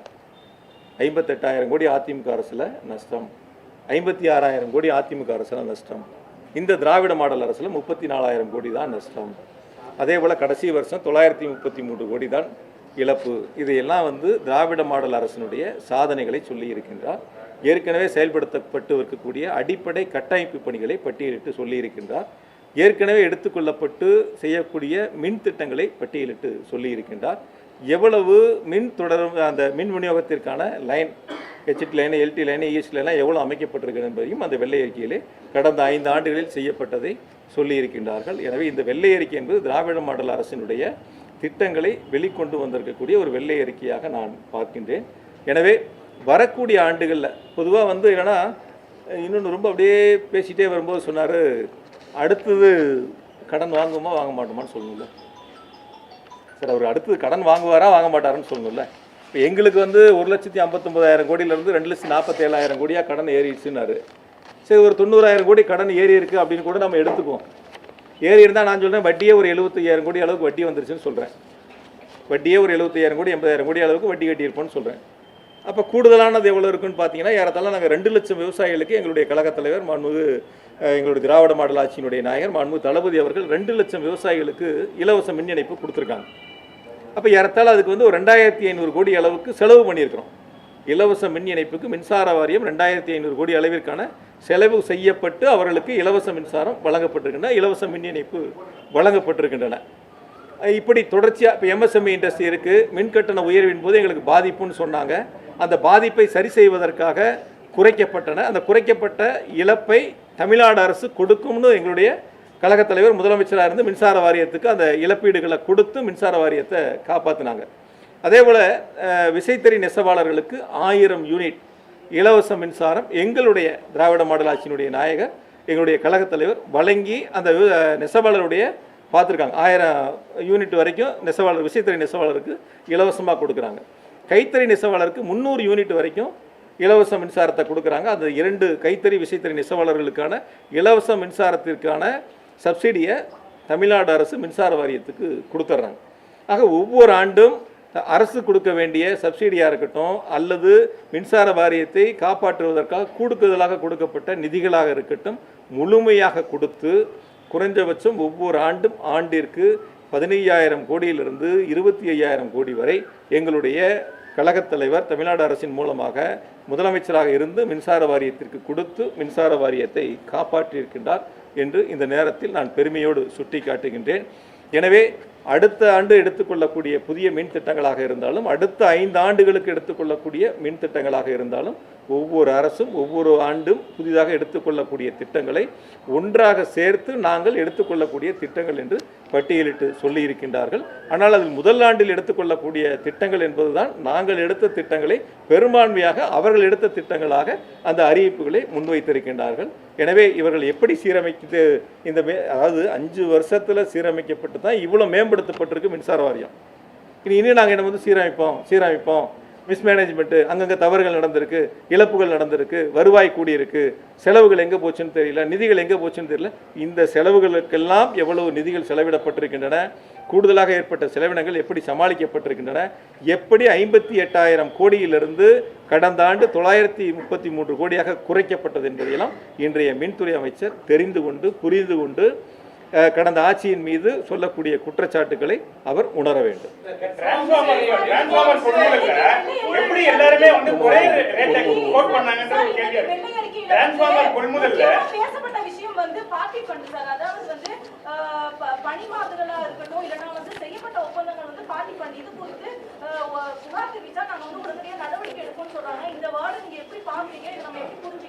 இந்த ஒரு விஷயங்கள்ங்க, இப்போ நீங்கள் இப்போ என்னிடம் கேட்ட கேள்வி அங்கே அவர்கிட்ட கேட்டிருக்கலாம். பணியிட மாறுதல் சம்மந்தமாக பார்ட்டி ஃபண்டு அப்படின்னு சொல்லியிருந்தா இது வரைக்கும் யாராவது புகார் கொடுத்துருக்காங்களான்னு கேட்டுருக்கலாம். பணியிட மாறுதலுக்கு நான் பணம் கொடுத்தேன், பார்ட்டி ஃபண்டு கொடுத்தேன் அப்படின்னு யாராவது புகார் கொடுத்துருக்காங்களான்னு அவர்கிட்ட திருப்பி ஒரு கேள்வி கேட்டிருந்தோம்னா அவர் அதுக்கு பதில் சொல்லியிருப்பார். அதாவது போகிற போக்கில் பொத்தாம்பதுவாக ஒரு குற்றச்சாட்டை வந்து பணியிட மாறுதலுக்கு, பணி நியமனங்களுக்கு, பணி உயர்வுக்கு இப்படியெல்லாம் வந்து பார்ட்டி ஃபண்டு அப்படின்னு இருந்ததுன்னு சொல்வது என்பது நான் இப்பவும் தெளிவாக சொல்கிறேன். எங்களுக்கு மடியில் கனம் இல்லை, வழியில் பயம் இல்லை. சொல்லக்கூடிய புதிதாக பொறுப்பேற்றிருக்கின்ற தாவக அரசு, இன்றைய மின்துறை அமைச்சர் சொல்லக்கூடிய குற்றச்சாட்டுகளுக்கு ஆதாரத்தோடு பதில் சொல்லணும். இந்த பணியிட மாறுதலுக்கு இவ்வளவு தொகை வசூலிக்கப்பட்டிருக்கிறது, இது என்னிடத்திலே புகாராக வந்திருக்கிறது, நான் ஆதாரத்தை உங்களிடத்திலே கொடுக்கின்றேன், இதற்கு அவர் பதில் சொல்லட்டும், அல்லது இதற்கு முன்னால் இருந்த அமைச்சர்கள் பதில் சொல்லட்டும், வெளிப்படைத்தன்மையோடு சொல்லணும். பொத்தாம் பொதுவாக போகிற வழியில் வந்து பணியிட மாற்றம், பணி உயர்வு இதுக்கெல்லாம் வந்து பார்ட்டி ஃபண்டு வசூல் பண்ணாங்க அப்படின்னு சொல்கிறது மிக மிக தவறானது.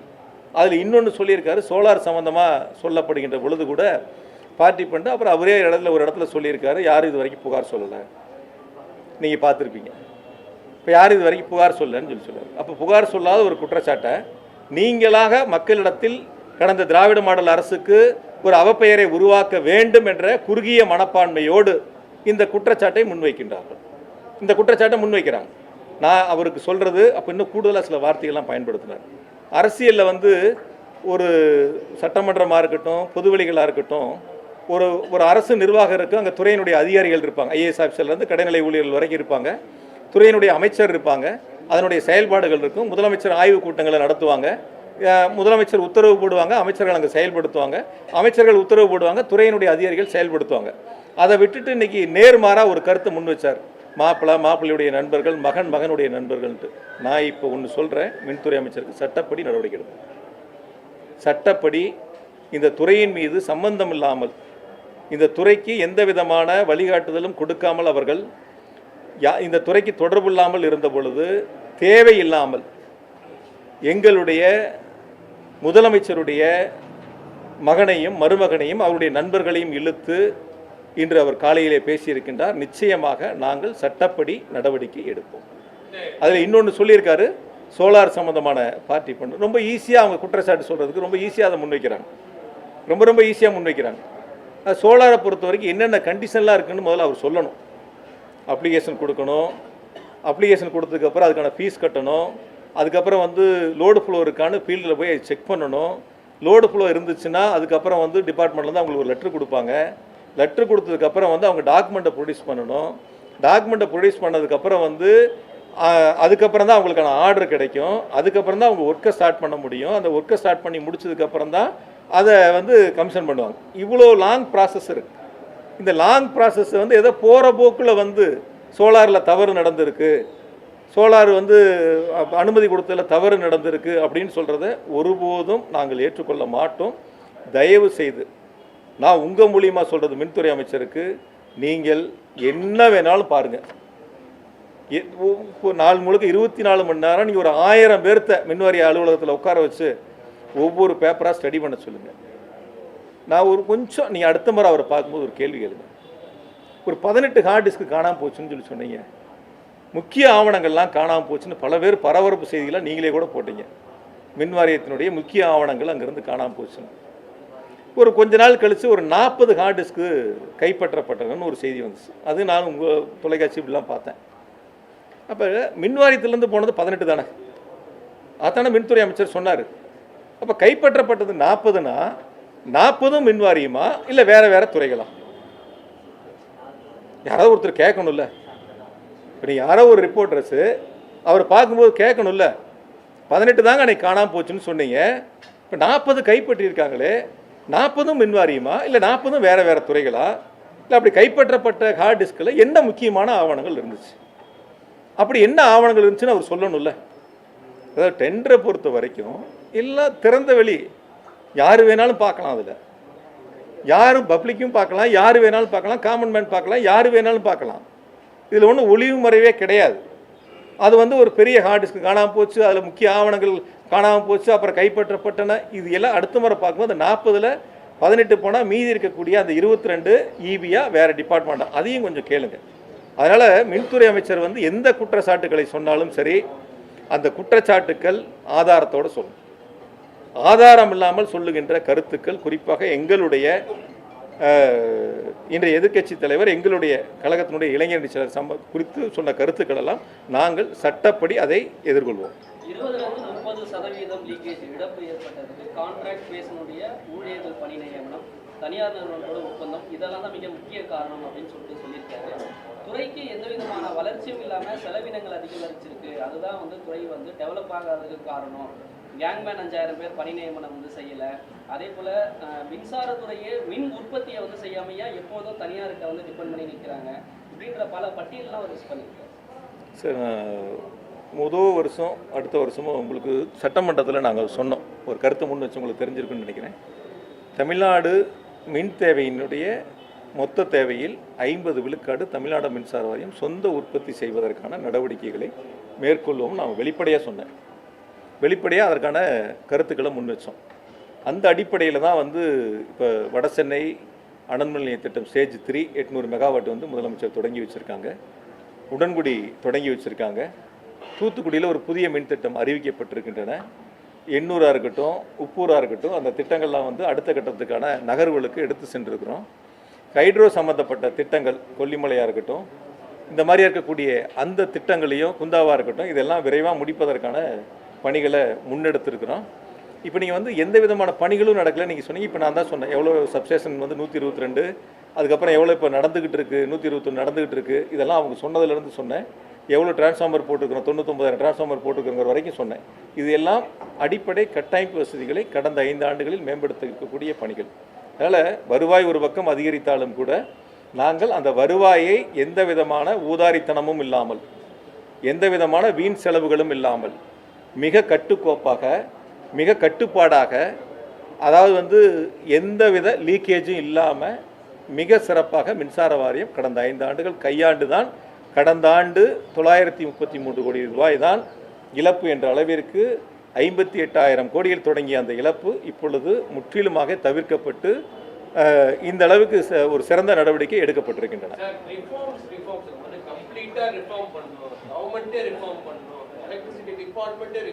என்ன பண்ணணும்னு கேளுங்க சார்.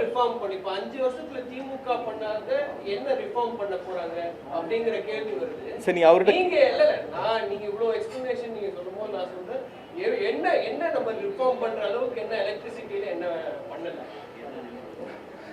அதாவது சார், ஆண்டுதோறும் உயரக்கூடிய மின் தேவை அதை நம்ம அடுத்த 5 வருஷத்தில் எவ்வளோ இன்க்ரீஸ் ஆகும், அதுக்கு அடுத்தடுத்த வருஷங்கள் எப்படி, அடுத்தடுத்த 5 வருஷங்கள் எப்படி இன்க்ரீஸ் ஆகுங்கிறது நம்ம ஒரு கால்குலேஷன் டிபார்ட்மெண்ட்டில் போடுவாங்க.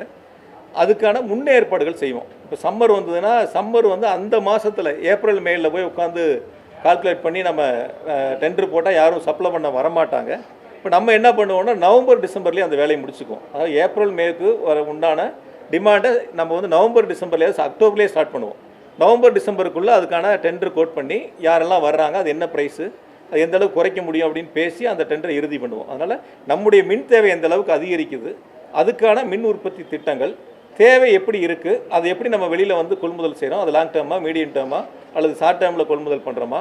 அதாவது லாங் டேர்மில் நம்ம போகும்போது சம்மர் 2 மாதத்துக்கு மட்டும்தான் நமக்கு பீக் அதிகமாகுதுன்னா மீதி 10 மாதம் நம்ம அந்த மின்சாரத்தை என்ன பண்ண போகிறோம், நம்முடைய உற்பத்தி ஷட் பண்ண போகிறோமா, நம்மளுடைய தெர்மல் பிளான்ட்டை ஆஃப் பண்ணி வைக்க போகிறோமா, அந்த மின்சாரத்தை பயன்படுத்த போகிறோமா. அப்போ நம்ம அந்த மின்சாரத்தை பயன்படுத்தினா நம்முடைய தெர்மல் பிளான்ட்டோட ப்ரொடக்ஷன் குறையும் போது நமக்கு இழப்பு ஏற்படுமே. இல்லை அவங்கக்கிட்ட போட்டது 2 மாதம் மட்டும் வாங்கிட்டு 10 மாதம் வாங்காமல் இருந்தால் 10 மாதத்துக்கு ஃபிக்ஸட் சார்ஜ் கொடுக்கணுமே. இது எல்லாம் துறை அதிகாரிகள் கலந்து பேசி ஆலோசித்து எது நமக்கு சேமிப்பு ஏற்படும், எதில் நமக்கு குறைந்த செலவினங்கள் ஏற்படும் அப்படிங்கிறத கணக்கிட்டு நம்முடைய தேவைக்கும் நம்முடைய உற்பத்திக்கும் நம்முடைய கூடுதலாக தேவைப்படுகின்ற மின்சாரத்தையும் கொள்முதல் செய்வதற்கான பணிகள் எடுக்கிறது ஒரு வகை. அப்போ எவ்வளவு நமக்கு அதிகரிக்குதோ அதற்கான மின் விநியோக கட்டமைப்பை மேம்படுத்துவது ஒரு வகை. இது 2 தான் மின்சார வாரியத்தில் இருக்கக்கூடிய பணிகள். இந்த 2ஐயும் சீராக நடவடிக்கை எடுத்தால் போதுமானது. அதுக்கு தான் நான் சொன்னேன், போன 5 வருஷத்தில் 423 துணை மின் நிலையங்கள் கணக்கெடுக்கப்பட்டு அறிவிக்கப்பட்டு இடங்கள் தேர்வு செய்யப்பட்டு துணை மின் நிலையங்கள் எவ்வளோ முடிச்சிருக்கிறோம், எவ்வளோ நடந்துக்கிட்டு இருக்குன்னு அவங்க சொல்லியிருக்காங்க, எவ்வளோ இடம் எடுத்துருக்கிறோம், இப்போ அடுத்து அந்த டெண்டருக்கு எவ்வளோலாம் ரெடியாக இருக்குங்கிறத சொல்லியிருக்கோம். இப்போ துணை மின் நிலையங்கள் தேவை, புதிய டிரான்ஸ்ஃபார்மர்கள் தேவை, புதிய லைன்கள் புதுசாக போடணும், அந்த கட்டமைப்பை உருவாக்கணும். இது 2 தான் பெரும்பான்மையாக மின்சார வாரியத்தில் செய்யக்கூடிய பணிகள். கூடுதலாக தேவைப்படுகின்ற பணியாளர்களை நியமிக்கணும். 5000 பேர் கேங்மேனை பற்றி சொன்னார். நாங்கள் எங்களுடைய கழகத் தலைவர் முதலமைச்சராக இருந்த பொழுது அந்த கேங்மேன் வந்து முதலமைச்சரை வழியில் பார்த்து கூட அந்த மனுக்களை கொடுத்தாங்க. ஆய்வுக் கூட்டங்களில் எங்களுக்கு எங்கள் கழகத் தலைவர் முதலமைச்சராக இருந்த பொழுது போட்ட உத்தரவு, அந்த கேங்மேன் 5000 பேரையும் நியமிக்கணும் அப்படின்னு உத்தரவு போட்டாங்க. அதுக்கான எவ்வளவு செலவினங்கள் ஏற்படும், எவ்வளவு பேர் என்னங்கிறதெல்லாம் எடுத்து நாங்கள் நிதித்துறைக்கு அனுப்பியிருந்தோம். அந்த நிதித்துறைக்கு அனுப்பப்பட்ட கோப்புகளின் மீது தான் இப்போ உத்தரவு வாங்கியிருக்காங்க. நாங்கள் அனுப்பப்பட்ட கோப்புகளின் மீது தான் உத்தரவு வாங்கியிருக்காங்க. இன்னொன்று வந்து 15000 பேர் புதுசாக போஸ்டிங் எடுக்கிறேன்னு சொன்னாங்க. நாங்கள் 2 ப்ரொபோசல் கொடுத்துருந்தோம். ஒன்று 15000, இன்னொரு 10000. 15000 நியமனம் பண்ணால் எவ்வளோ செலவு வரும் வருஷம், 10000 நியமனம் பண்ணால் எவ்வளோ செலவு வரும்னு 2 ப்ரொபோசல் டான்ஜெட் இருந்துச்சு. அதில் 15000 எடுத்து ஒப்புதல் வாங்கியிருக்கேன்னு சொல்கிறாங்க. சார் நான் ஒன்று கேட்குறேன் சார், 65000 பேர் காலின்னு சொன்னார்ல சார், ஏன் சார் 15000 பேர் எடுக்கிறாரு? 65000 பேர் எடுக்கலாம்ல சார், 65000 பேர் எடுக்கலாம்ல.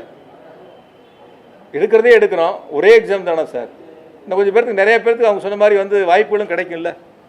ஏன் வெறும் 15000 பேர் மட்டும் இப்போ எடுக்கிறேன்னு சொல்கிறாங்க? முழு காலி பணியிடங்களே நாங்கள் நிரப்புறோன்னு அவர் சொல்லலாம்ல. ஏன் அந்த தைரியம் இல்லாமல் போச்சு? இப்போதைக்கு 15000 சார், ஏஐ 300 எடுத்தா என்ன, 3000 எடுத்தா என்ன வேகன்சி டிஎன்பிசி கொடுக்க போகிறீங்க, அவங்க எக்ஸாம் நடத்தி செலக்ட் பண்ணி கொடுக்க போகிறாங்க, நம்ம அப்பாயின்மெண்ட் போட போகிறோம், அவ்வளோதானே சார். இப்போ முழுசாக எடுக்க வேண்டியதானே.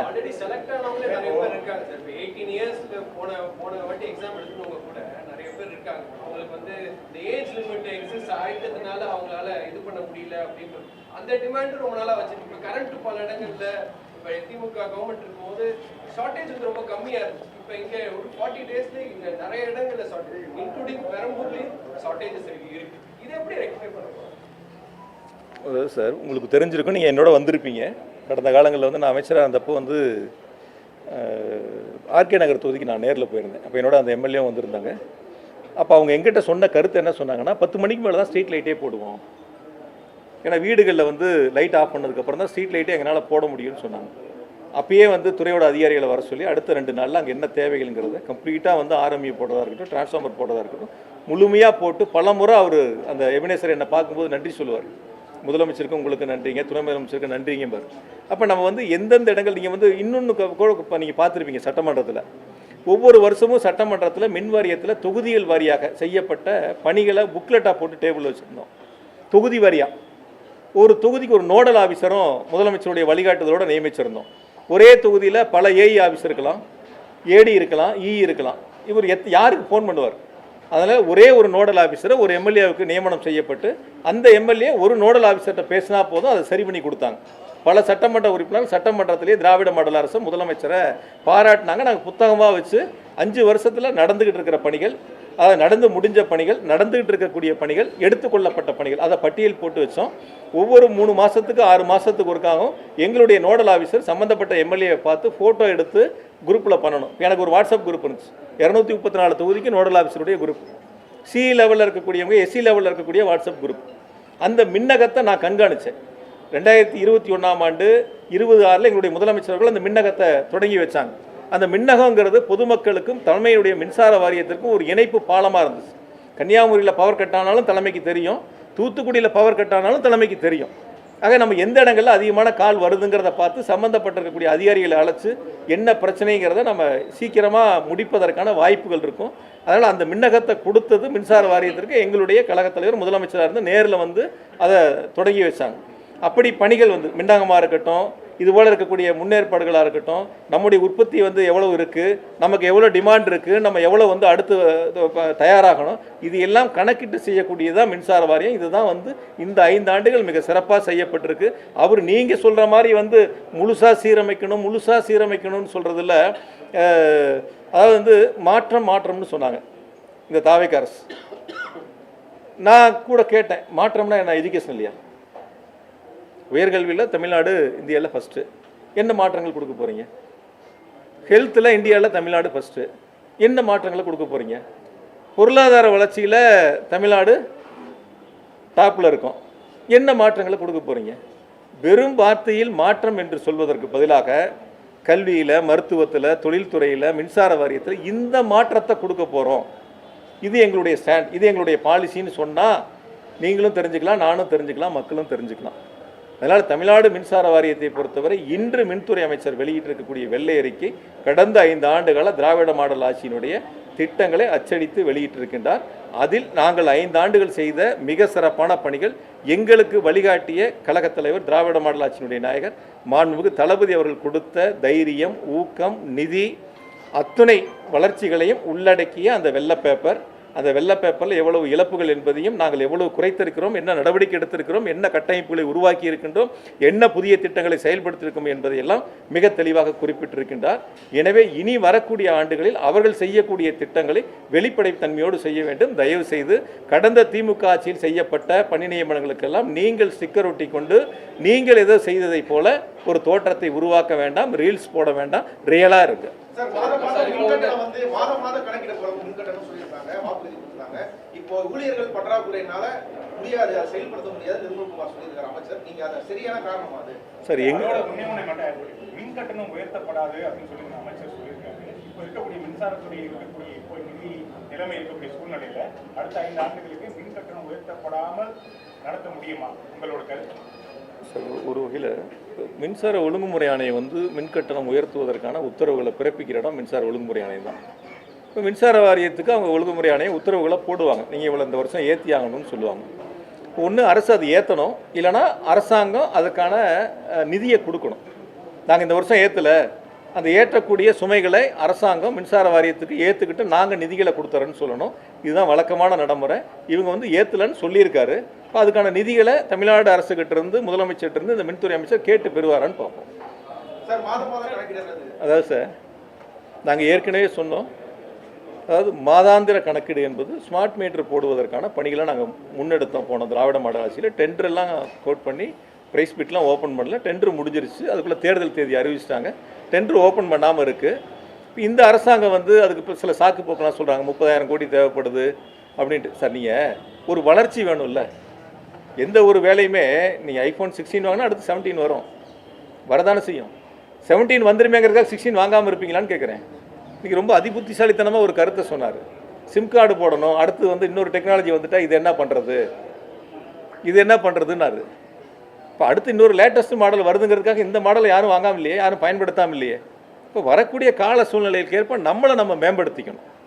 இதுதான் நடைமுறையில் இருக்கக்கூடிய வழக்கமான ஒன்று. அதனால் அவங்க ஒன்றும் ஸ்மார்ட் மீட்டர் போடுறேன்னு சொல்லணும், இல்லை போடலைன்னு சொல்லணும். 30,000 கோடி கூடுதலாக செலவு ஏற்படும், அதனால் நாங்கள் பார்த்துட்டு அப்புறம் செய்கிறேன்னு சொல்லியிருக்காங்க. நாங்கள் உத்தேசித்து, எங்களுடைய திராவிட மாடல் அரசு உத்தேசித்து ஸ்மார்ட் மீட்டர் போட்டது பிறகு மாதாந்திர கணக்கீட்டுக்கான அந்த பணிகளை செய்வதற்கு நாங்கள் தயாராக இருந்தோம். இந்த அரசு அதை எப்படி முன்னெடுக்கிறாங்கிறத பார்ப்போம்.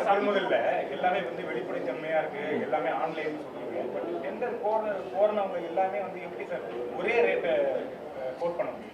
சார், அதாவது இப்போ 2020-21 கூட ஒரு டெண்டர் போட்டிருக்காங்க. அதுக்கு முன்னாடியும் போன அதிமுக ஆட்சியிலையும் டெண்டர் போட்டிருக்காங்க. அதாவது L1, L2 இவங்க எல்லாம் ஒரே விலைப்புள்ளிகளை கோருகிறார்கள் என்பது நமக்கு முக்கியம் இல்லை. அவங்க எப்படி வேணாலும் கோட் பண்ணலாம். அதற்கு பிறகு அவங்களை அழைத்து எவ்வளோ ரேட்டு குறைக்கிறாங்க அப்படிங்கிறது தான். இப்போ L1 ஒருத்தர் இருப்பாங்க, L2 25 பேர் இருப்பாங்க, L2 25 பேர் இருப்பாங்க, 25 பேர் இருப்பாங்க. அப்போ அந்த L2 L1 ரேட்டை மேட்ச் பண்ணால் அந்த 25 பேர்த்துக்கும் அவங்களுக்கான PO ஆர்டர் கிடைக்கும். ஒரு 2000 டிரான்ஸ்ஃபார்மர் வேணும்னா ஒருத்தரே 2000 சப்ளை பண்ண மாட்டாங்க, ஒருத்தருக்கே அந்த ஆர்டர் கொடுக்க முடியாது. யாரெல்லாம் டெண்டர் அட்டன் பண்ணாங்களோ, யாரெல்லாம் அந்த ரேட்டு ப்ரைஸை குறைச்சி ஒத்துக்கிட்டாங்களோ அவங்களுக்கு அந்த டெண்டரை பிரித்து கொடுப்பாங்க. ஒருத்தர் 100 எடுத்துக்குவார், ஒருத்தர் 200 எடுத்துக்குவார், ஒருத்தர் 500 எடுத்துக்குவார். அவர்களுடைய அவங்க எவ்வளோ சப்ளை பண்ண முடியுமோ அந்த திறனுக்கு ஏற்ப அவங்க அந்த உத்தரவு வாங்குவாங்க.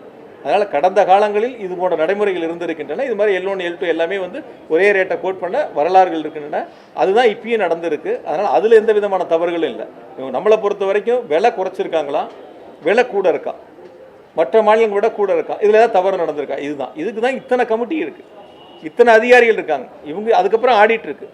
இதில் எல்லாம் நடக்காத இந்த அமைச்சர் கண்டுபிடிச்சி ஏதோ தவறு நடந்திருக்கு 44,000 மின்மாற்றிகள். தயவு செஞ்சு அவர் 2க்கான கண்டிஷன் இருக்குது, இது 2ஐயும் அவர் ஒப்பிட்டு பார்த்து பொதுவெளியில் சொல்லணும். சரி, இப்போ டெண்டர் ஆன்லைனில் தான் கோட் பண்ண போகிறோம்னு சொல்கிறார். ஏற்கனவே ஆன்லைனில் தான் அது இருக்குது. TNPC மூலம் தான் ஆட்களை தேர்வு செய்ய போகிறோம்னு சொல்கிறார். ஏற்கனவே TNPC மூலம் தான் தேர்வு பண்ணாங்க. அதிமுக ஆட்சியில் மின்வாரியமே தேர்வு நடத்தி பொறியாளர்கள் தேர்வு பண்ணாங்க. அந்த திமுக ஆட்சி TNPCங்கிற முறையை மாற்றினீங்க. அதே இதை புதுசாக சொல்கிற மாதிரி ஒரு விஷயத்தை சொல்கிறாங்க. இந்த 5 வருஷம் திமுக ஆட்சியில் பண்ணுறதுன்றது 2011லேருந்து 21 வரை அதிமுக ஆட்சியில் நடந்த மின் திட்டங்களை பற்றியோ அதை பற்றி வெள்ளை அறிக்கையில் குறிப்பிட்டு பேசல. ஆனால் இந்த 5 வருஷத்தை பற்றி பேசுறதுக்கான காரணம் என்ன? அதாவது இந்த 34,000 கோடி இழப்பை பற்றி ரொம்ப பெருசாக பேசினார் நீ கேட்ட மாதிரி. அந்த 56,000 கோடி இழப்பு 58,000 கோடியை பற்றி ஒன்றும் பெருசாக பேசல, அப்படியே ஒரு வரியில் அதை ஒரு வார்த்தையில் கடந்து போயிட்டாங்க. சரி பரவாயில்ல, அவருடைய எண்ணங்கள் வந்து திமுக மீது பழி போடணும், திமுகவில் 5 வருஷம் திமுக அரசின் மீது பழி போடணும், திமுகவில் ஏதோ ஒரு தவறுகள் நடந்து விட்டதை போல் ஒரு தோற்றத்தை உருவாக்கணும், அதுக்கான முயற்சிகளை தான் இன்றைய தாவேக அரசு எடுக்குது. அதுக்கு அவங்க பயன்படுத்தக்கூடிய சில வார்த்தைகளை பயன்படுத்துகிறாங்க. நான் தான் இப்போ முன்னாடி சொன்னேன், நான் சோலாராக இருக்கட்டும் மற்ற விஷயங்களாக இருக்கட்டும் அவங்க சொல்கிறதுக்கான ஆதாரத்தை கொடுக்கலன்னு நாங்கள் சட்டப்படி சந்திப்போம்னு சொல்லியிருக்கேன். அதனால் இனி வரக்கூடிய நாட்களில் அது மாதிரி வந்து தவறுதலாக சொன்னால், ஆதாரம் இல்லாமல் சொன்னால் நிச்சயமாக நாங்கள் வேடிக்கை பார்க்க மாட்டோம், பொறுத்திருக்க மாட்டோம், சட்டப்படி சந்திப்போம். முதலமைச்சருடைய பதிலுரையில் மின்வெட்டை பற்றி பேசும்போது சிலர் வேண்டுமென்றே சூழ்ச்சி செய்து இந்த மின்வெட்டை ஏற்படுத்துறாங்கன்னு அந்த ஒரு பேச்சை வந்து பேசினார். அதுக்கு பதில் இப்ப இருக்கக்கூடிய மின்வெட்டுக்கு அவங்க அரசியல் காரணம் வைக்கிறாங்க. இதுக்கு இப்ப நடைபெறக்கூடிய மின்வெட்டுக்கு காரணம் என்ன நீங்க நினைக்கிறீங்க? பியூஸ் கேரியர் திருட்டு போறது, சில கருப்பாடுகள் இருக்கிறது அப்படிலாம் சொல்றாங்க. அதாவது மின்வாரியத்தில் பணிபுரியக்கூடியவர்களில் கருப்பாடுகள் இருக்குனர், அப்புறம் 1% கருப்பாடுனர். 100% இருக்கிற இடங்கள்ல 1% கருப்பு யாருன்னு கண்டுபிடிக்க முடியாதா? கண்டுபிடிக்க முடியாதா? 100 பேர் வேலை செய்கிற இடங்கள்ல ஒருத்தர் தவறு பண்ணால் யார் அந்த தவறு பண்ணுறான்னு கண்டுபிடிச்சு நடவடிக்கை எடுக்க வேண்டியது அரசினுடைய கடமை, துறையினுடைய கடமை. அப்போ நான் முன்னாடி சொன்னேன், இரவு பகல் பாராமல், மழை வெயில் பார்க்காம, நேரங்காலம் பார்க்காம உழைக்கக்கூடியவங்க மின் வாரியத்தில் பணிபுரியக்கூடிய பணியாளர்கள், அதிகாரிகள். இப்போ அவங்கள கருப்பு ஆடுன்னு குற்றம் சொல்கிறார். இப்போ அவங்கள வச்சு தான் நம்ம அந்த மின் விநியோகத்தை செய்கிறோம். இப்போ அந்த கருப்பாடுகளை கண்டுபிடிச்சு நடவடிக்கை எடுக்க முடியலன்னா அப்போ அவர் சொன்னது தவறு. அவர் தவறான கருத்தை, பொய்யான கருத்தை முன் வச்சிருக்கார். அது ஒன்று. இப்போ சட்டமன்றத்தில் நாங்கள் சொன்னோம், ஃபியூஸ் கேரியர் திருட்டு போச்சுன்னு ஒரு கருத்தை சொன்னார். பகலில் திருட்டு போன வீடியோவுக்கு இரவுல மின்தடை ஏற்படுதுன்னு சொன்னோம். இப்போ நான் சொன்னேன், பெரம்பூரில் 260 RMU போட்டிருக்கிறோம் போன 5 வருஷத்துலேன்னு சொன்னோம். ஆக ஒரு அரசு அமைந்தவுடன் அந்த அரசினுடைய அமைச்சர், அந்த துறையினுடைய அமைச்சர் சம்பந்தப்பட்ட அதிகாரிகளை அழைத்து ஆய்வு கூட்டங்களை நடத்தி எப்படி வந்து அந்த துறை செயல்படுகிறது, எப்படி மின் விநியோகம் நடைபெறுகிறது, எங்கெங்கே தவறுகள் நடைபெறுகின்றன, அந்த மின் விநியோகத்தில் எங்கெங்கே பாதிப்புகள் இருக்குது, அதை எப்படி சரி செய்யலாம் என்பதை செய்ய வேண்டியது அந்த துறையினுடைய அமைச்சர். நான் சட்டமன்றத்தில் கேட்டேன், இது வரைக்கும் வந்து நீங்கள் மீட்டிங் நடத்தலன்னு சொன்னேன். துறையினுடைய விநியோகத்திற்கான அந்த பணிகளை செய்யக்கூடிய அதிகாரிகளுடைய அலுவலருடைய கூட்டத்தை நீங்கள் நடத்தலன்னு சொன்னேன். இப்போ நாங்கள் பொறுப்பெடுத்த மண்டலங்கள் வாரியாக போய் நேரில் சம்மந்தப்பட்ட ஏஇ வரைக்கும் அழைச்சி பேசி என்ன தேவை இருக்குது, எப்படி இருக்குது, என்னெல்லாம் செய்யணும்னு கேட்டு வாங்கி அவங்ககிட்ட மைக் கொடுத்து பேச வச்சோம். கருத்துக்களை நாங்கள் குறித்தோம். இங்கே வந்து அதுக்கான நடவடிக்கைகளை எடுத்தோம். நீங்கள் 40 நாள் ஆயிடுச்சு, 45 நாள் ஆயிடுச்சுங்கிறீங்க. என்ன ஆய்வு கூட்டங்களை நடத்துறீங்க? இப்போ நான் கேட்டதுக்கு அவர் பதில் சொல்லியிருக்கணும்ல. இத்தனை ஆய்வு கூட்டங்களை நடத்தியிருக்கோம், இத்தனை சிஇ மீட்டிங் நடந்திருக்கு, இத்தனை எஸ்சி மீட்டிங் நடந்திருக்கு, இத்தனை இஇ மீட்டிங் நடந்திருக்கு, இதெல்லாம் சொல்லணுமா இல்லையா? அப்போ அப்படி ஒரு கூட்டம் நடந்திருந்தால் உங்களுக்கு பத்திரிக்கை ரிலீஸ் வந்திருக்குல்ல, செய்தி ப்ரெஸ் ரிலீஸ் கொடுத்துருப்பாங்கல்ல. நாங்கள் இந்த கூட்டங்களை நடத்தினோம், இந்தாங்க ப்ரெஸ் ரிலீஸ் உங்களுக்கு, இந்த கூட்டத்தில் அமைச்சர் இதெல்லாம் வலியுறுத்தினாருன்னு சொல்லியிருப்பாங்கல்ல. இப்போ எதுவுமே நடக்காமல், எதையுமே களத்துக்கு போய் பார்க்காம, அவருடைய நோக்கம் ஒன்றே ஒன்று உங்களுக்கு வெளிப்படைத்தன்மையோடு சொல்லணும்னா, நீங்களும் அதை தெரிஞ்சுக்கணும், மக்களும் தெரிஞ்சுக்கணும்னா, அவர் மின்வாரியத்துக்கு செல்வதெல்லாம் கடந்த 5 ஆண்டுகளில் பூத கண்ணாடி போட்டு தேடிக்கிட்டு இருக்கார். என்ன தேடிக்கிட்டு இருக்காரு? பூத கண்ணாடி போட்டு லென்ஸ் வச்சு தேடிட்டு இருக்கார். ஏதேனும் கடந்த திமுக ஆட்சியின் மீது தவறுகளை கண்டுபிடிக்க முடியுமா, குற்றம் சாட்ட முடியுமா, பழி சொல்ல முடியுமா அப்படிங்கிறத தேடிக்கிட்டு இருக்காரு. அவர் இன்னும் இல்லை, ஒரு நாள் அல்ல, ஒரு வாரம் அல்ல, ஒரு மாதம் அல்ல, இன்னும் 10 வருஷம் அவர் தேடினாலும் மின்சாரத்துறையில் எந்தவித தவறுகளும் நடக்கவும் அப்போ நாங்கள் விடலை, முதலமைச்சரும் விடலை. மிக வெளிப்படைத்தன்மையோட மின்சார வாரியம் செயல்பட்டு சட்டமன்றத்தில் முதல்வர் விஜய் குட்டி கதை அப்படின்னு சொன்ன விஷயம் வந்து பெரும் விமர்சனத்துக்கு உள்ளாச்சு. அதை குறித்து இன்னைக்கு ஒன்றிய அமைச்சர் நிர்மலா சீதாராமன் கேட்கும்போது அது அரசியல் ரீதியான விமர்சனம் தான், அது சட்டமன்றத்தில் பேசாம வேற எங்கேயும் பேசுவாங்க, திமுக அதுக்கு ஒரு பதில் சொல்லணும்னு சொல்லியிருக்காங்க. அதாவது சார், சட்டமன்றத்தில் நடந்ததுக்கெல்லாம் எங்களுடைய எதிர்க்கட்சி தலைவர் வெளியில் வந்து அப்பயே அதுக்கான எங்களை பேச வாய்ப்பு கிடைக்கல, அப்பயே பதில் சொல்லிட்டாங்க. அதனால் அதுக்குள்ளே நம்ம போனோம்னா இன்றைக்கி எடுத்துக்கிட்ட நோக்கம் மாறிடும். ஒயிட் பேப்பரு அதுக்கான ஆன்சர் இது ரெண்டும் மாறிடும், கருத்து வேறு பக்கம், அரசியல் பக்கம் திசை திரும்பிடும். நான் இறுதியாக உங்களுக்கு ஒன்று மட்டும் சொல்கிறேன். அதாவது 58,000 கோடி 5 ஆண்டுகளில் மின்சார வாரியம் நஷ்டம், இழப்பு என்ற சூழலை கடந்த ஆண்டு 933 கோடி ரூபாய் அளவிற்கு குறைப்பதற்கு முழு முதல் காரணம் எங்களுடைய கழகத் தலைவர், திராவிட மாடல் ஆட்சியினுடைய நாயகர் மாண்புமிகு தளபதி அவர்கள் தான். அவர்கள் கொடுத்த நிதி ஆதாரங்கள், ஊக்கங்கள், அவர்களுக்கு செயல்படுத்த வழங்கிய திட்டங்கள், இதனால் தான் மின்சார வாரியம் வளர்ச்சி அடைந்திருக்கின்றன. கடந்த 5 ஆண்டுகளில் எந்த விதமான மின்தடையும் இல்லாமல் சீரான மின் விநியோகம் வழங்கப்பட்டிருக்கின்றன. 94,000 மில்லியன் யூனிட்டிலிருந்து 1,16,000 மில்லியன் யூனிட்டாக உயர்ந்திருந்தாலும் கூட எந்தவித தடையும் இல்லாமல் கடந்த திமுக ஆட்சியில், திராவிட மாடல் ஆட்சியில் மாண்புமிகு முதலமைச்சர் தளபதியினுடைய வழிகாட்டுதலோடு அந்த மின்சார விநியோகம் செய்யப்பட்டிருக்கின்றன. எனவே இன்றைய தாவேக அரசு, மின்துறையினுடைய அமைச்சர் கடந்த கால திட்டங்களை பற்றி குறை சொல்லாமல், அதுவும் பொதுவாக குறை சொல்லாமல் ஆதாரத்தோடு குறை சொன்னால் பதில் சொல்வதற்கு நாங்கள் தயாராக இருக்கின்றோம், அதை சந்திப்பதற்கு தயாராக இருக்கின்றோம். எனவே பொதுவாக பொத்தாம்பொதுவான கருத்தை சொல்வதை நிறுத்திவிட்டு மாப்பிள்ளை வந்தார், மகன் வந்தார், நண்பர்கள் வந்தாங்கலாம் சொல்லி அந்த மாதிரி மக்கள்கிட்ட திசை திருப்புறதை விட்டுட்டு நிச்சயமாக அவர் சொல்லியதை அவர் திரும்ப பெற வேண்டும், வருத்தம் தெரிவிக்க வேண்டும். அந்த மாதிரி கருத்துக்களை சொன்னது ஒருபோதும் நாங்கள் ஏற்றுக்க மாட்டோம். நான் இப்போ கேட்குறேன், நான் ஒன்றே ஒன்று கேட்குறேன். இப்போ நாங்கள் அவங்க துறையை நடத்துனாங்கன்னு சொன்னால், இப்போ ஒருத்தருக்கெல்லாம் ஆர்டர் போட்டு இந்த அரசாங்கத்தில் ரிவர்ஸ் பண்ணாங்கல்ல, ஆலோசகராக போட்டு பண்ணாங்கல்ல, அப்போ இந்த அரசாங்கத்தை யார் நடத்துகிறா? யார் நடத்துகிறா? ஜெகதீஷ் நடத்துகிறாரா? யார் நடத்துகிறா? சொல்லணும்ல. நாங்கள் ஏன் இதெல்லாம் சொல்லாமல் இருக்கோம்? அரசியலாக பார்க்கணும், துறையாக பார்க்கணும், துறையினுடைய வளர்ச்சியாக பார்க்கணும். அதனால் பொதுவெளியில் அரசியல் காழ்ப்புணர்ச்சியோடு சொல்லக்கூடிய குற்றச்சாட்டுக்கள் ஆதாரத்தோடு சொன்னால் சந்திப்பதற்கு நாங்கள் தயார், விளக்கம் தர தயார். மின்துறை அமைச்சர் இனி வரக்கூடிய நாட்களில் பார்த்து தெரிந்து தெளிவாக பேச வேண்டும். இல்லை என்றால் சட்டப்படி சந்திக்கக்கூடிய சூழல் ஏற்படும். நன்றி.